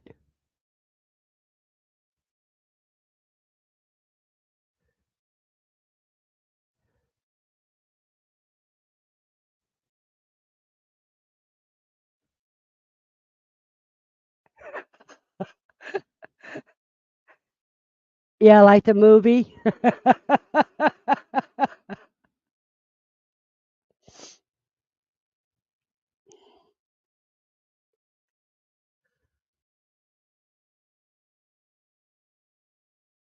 Yep.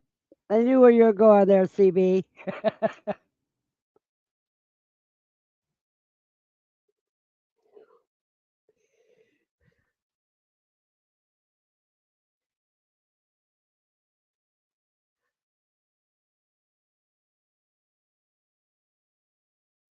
Huh. Let me fix that.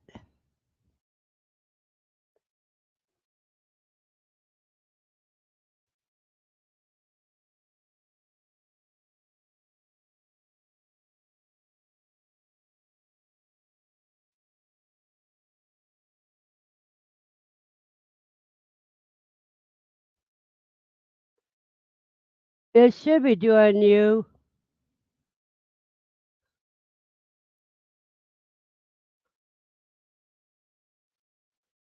Let me disable one and see if it does it now.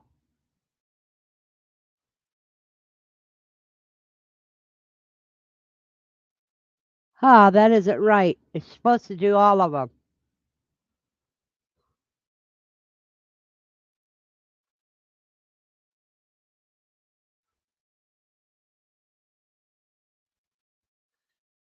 Now we'll see if it'll do it.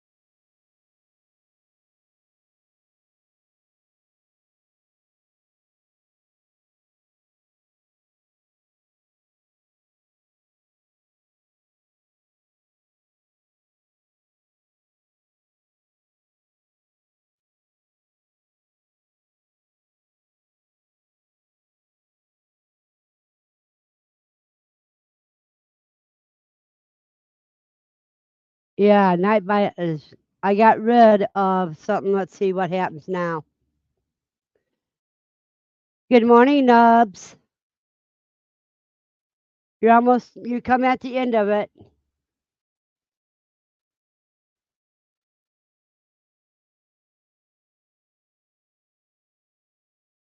Yeah, I don't like the big words, Amy.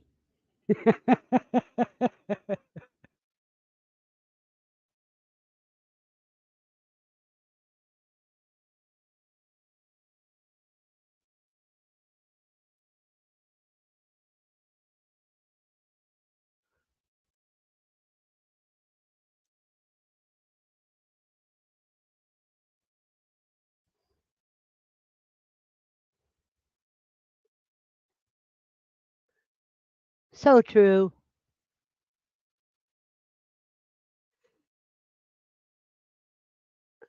So you get 10 minutes of me, and then you run. Then you start all over.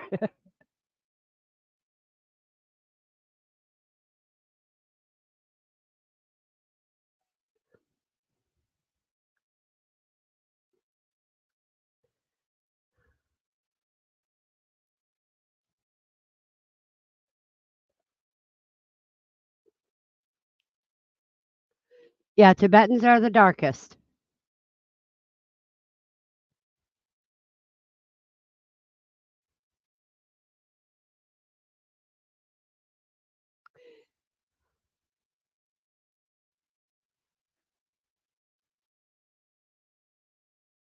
Yep, I can see that. Nubs.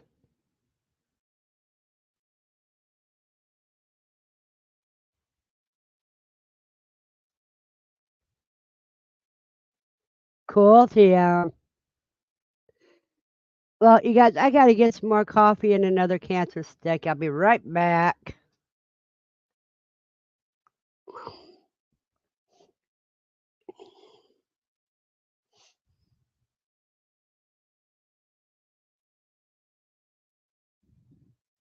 And my pineapple's been in the freeze dryer for 22 hours so far.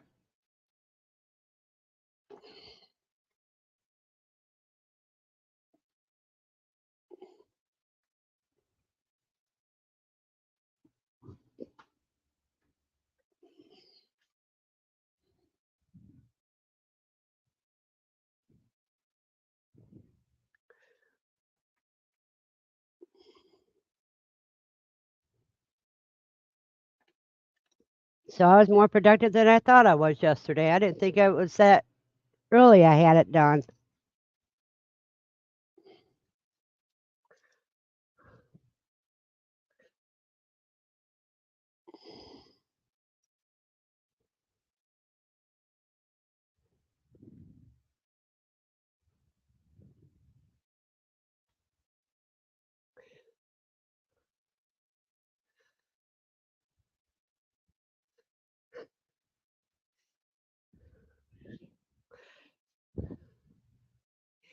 In other words, TM, Steve wants to know if you brought enough for everybody.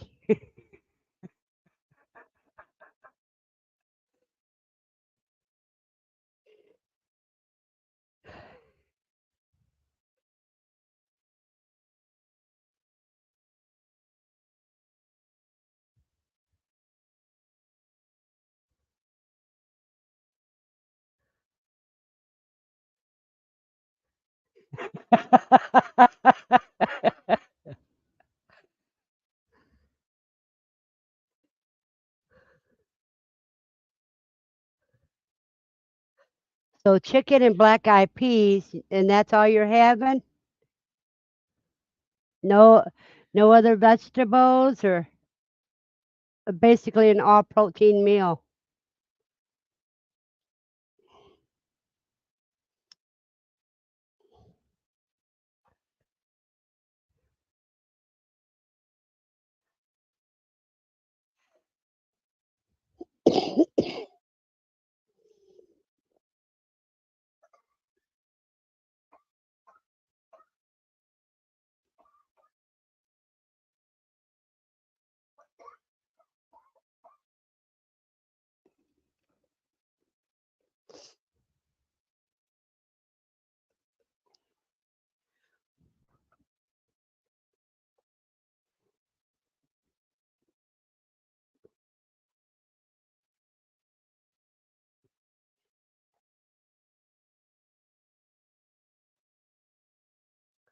One eyed crack and two as the light shine through. So out of 33, I have 30. Okay.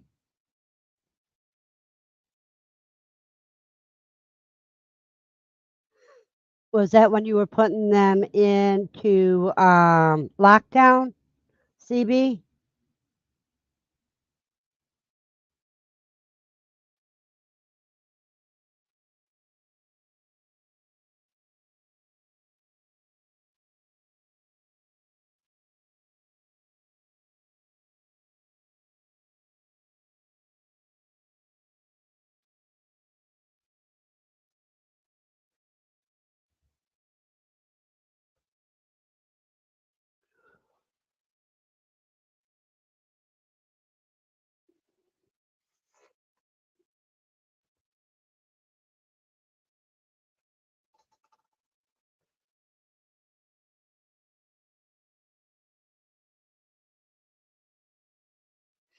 So that's a 90% fertility rate, which is good.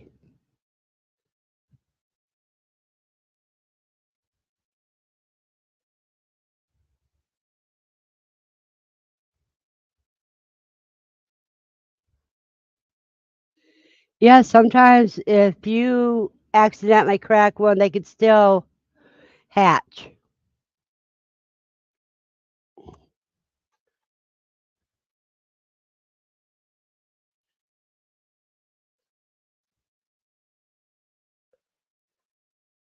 She said scrap bin.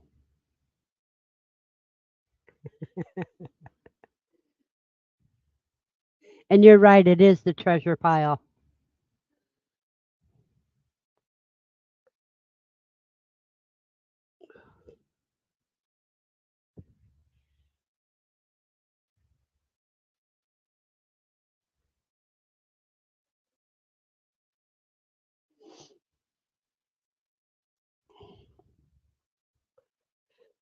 Oh, we jumped from 10 to 13. We got three more people in the last 2 minutes. Welcome aboard. Yeah, so if you have that good of a rate, And see if you get another 90%, you're going to have a lot of birds.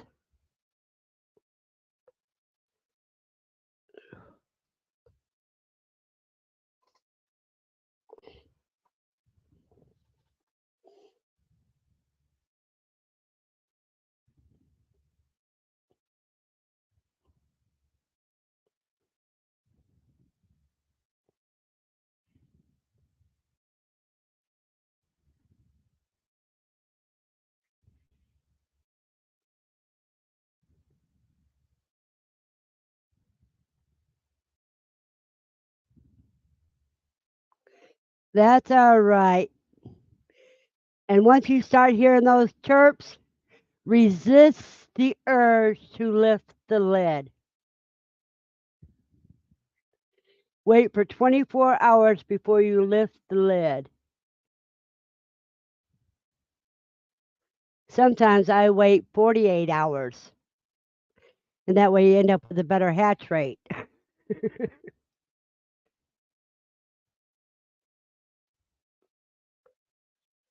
She's got her cages. She had to get her cages before she got her eggs. Yes, TM, that is a technical term in quail math. Oh, I got a feeling you're going to get at least 25 birds.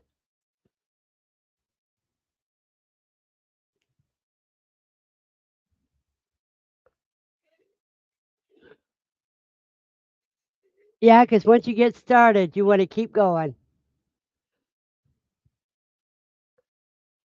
Which ones did you get, CB?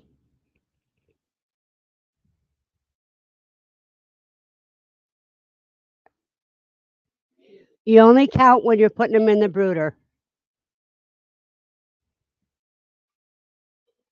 Hello, Zebra. I hope I said your name right.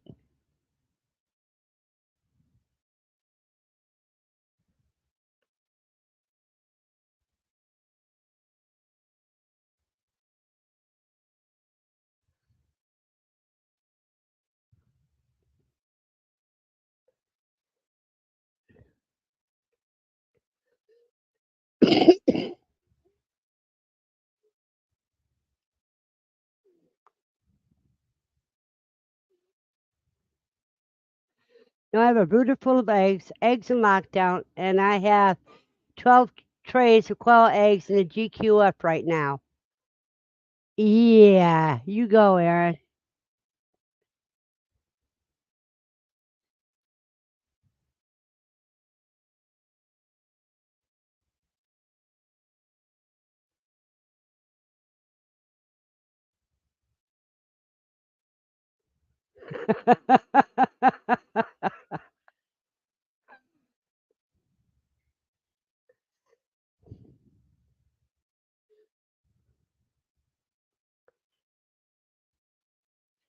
CB wants to know what part of India you're from.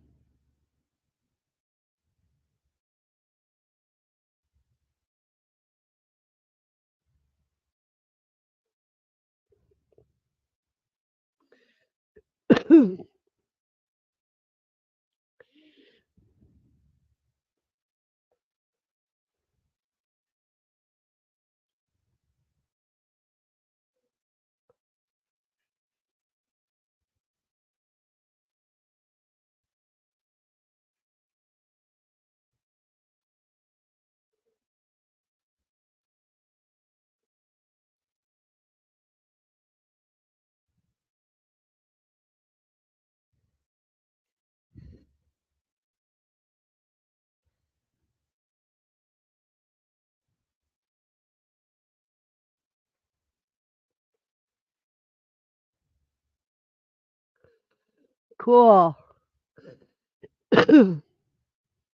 See, I don't candle until lockdown, CB.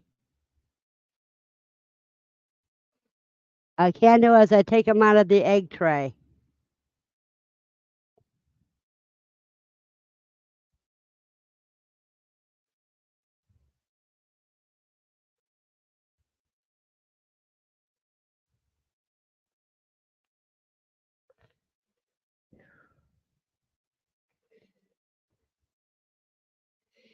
You have a blessed day, David.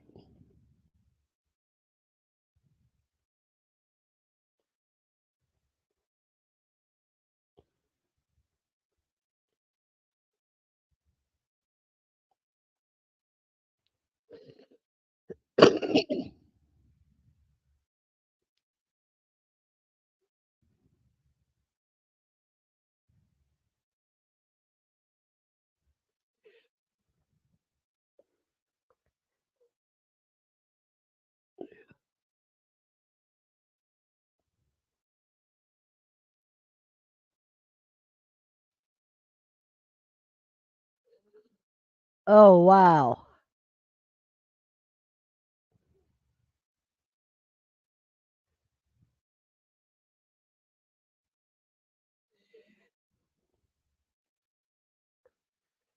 You know, Aaron, that's because you're supposed to put your breeders first, then you sell the leftovers.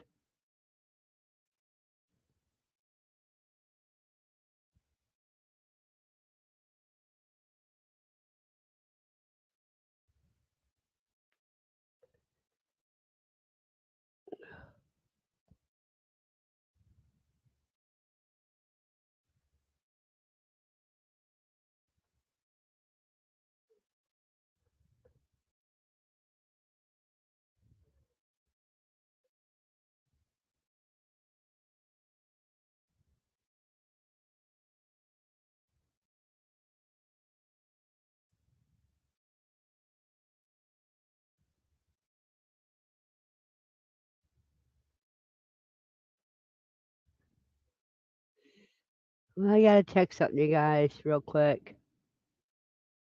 Ah, okay. David Lynn just mentioned me again. David Lynn, prepper principal.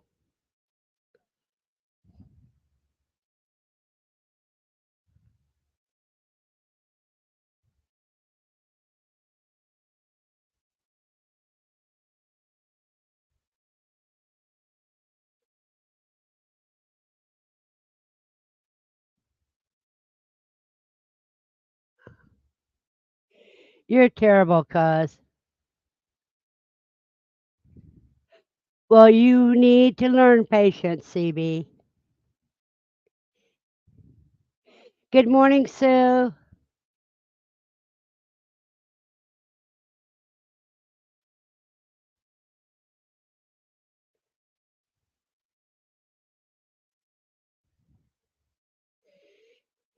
And remember, CB, I'm only a phone call away.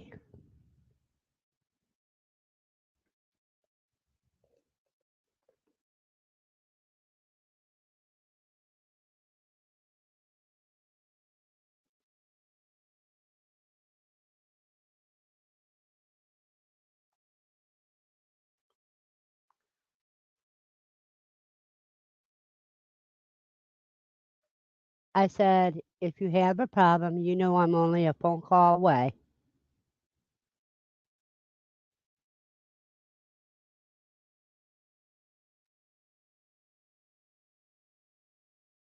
That's cool.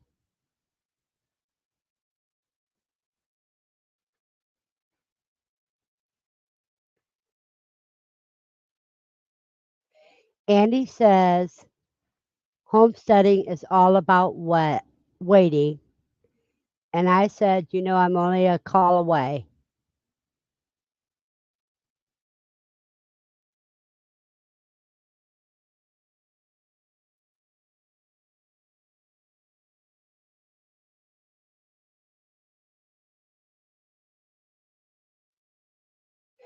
Well, you know, you're, TM, then you're wasting a lot when you do that.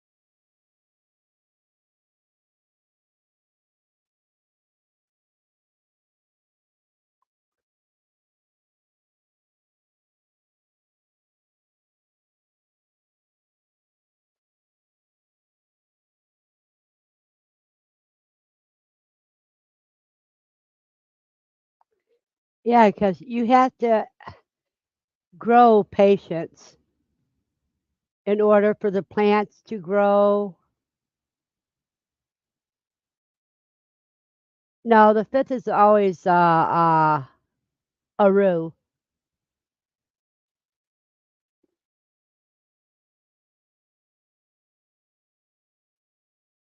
Yep, and that's what TM is practicing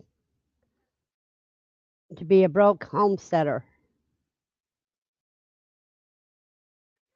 It's like me, I take the wait and see attitude.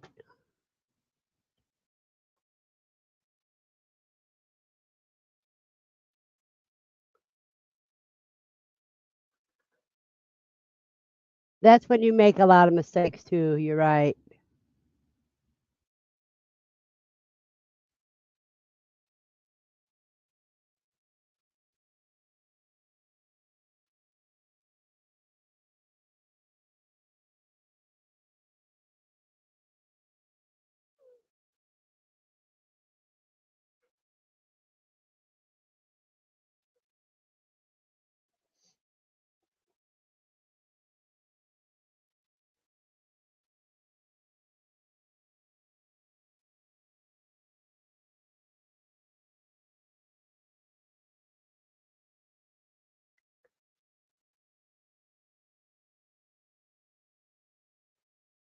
Well, you have a blessed day, Aaron.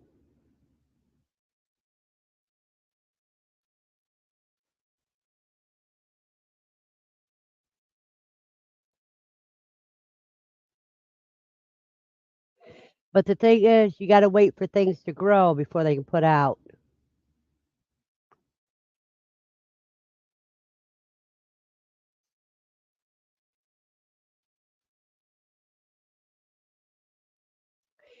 And I think it is time for us to close this down today, even though everybody's pretty lively, because I need to take Lucy out and I need to gather eggs because I didn't do that this morning. And I need to breed some rabbits. And then I got household chores to do. So everyone have a blessed day, and I will see you Monday night on Katrina. No, see you tonight on Matt's live stream.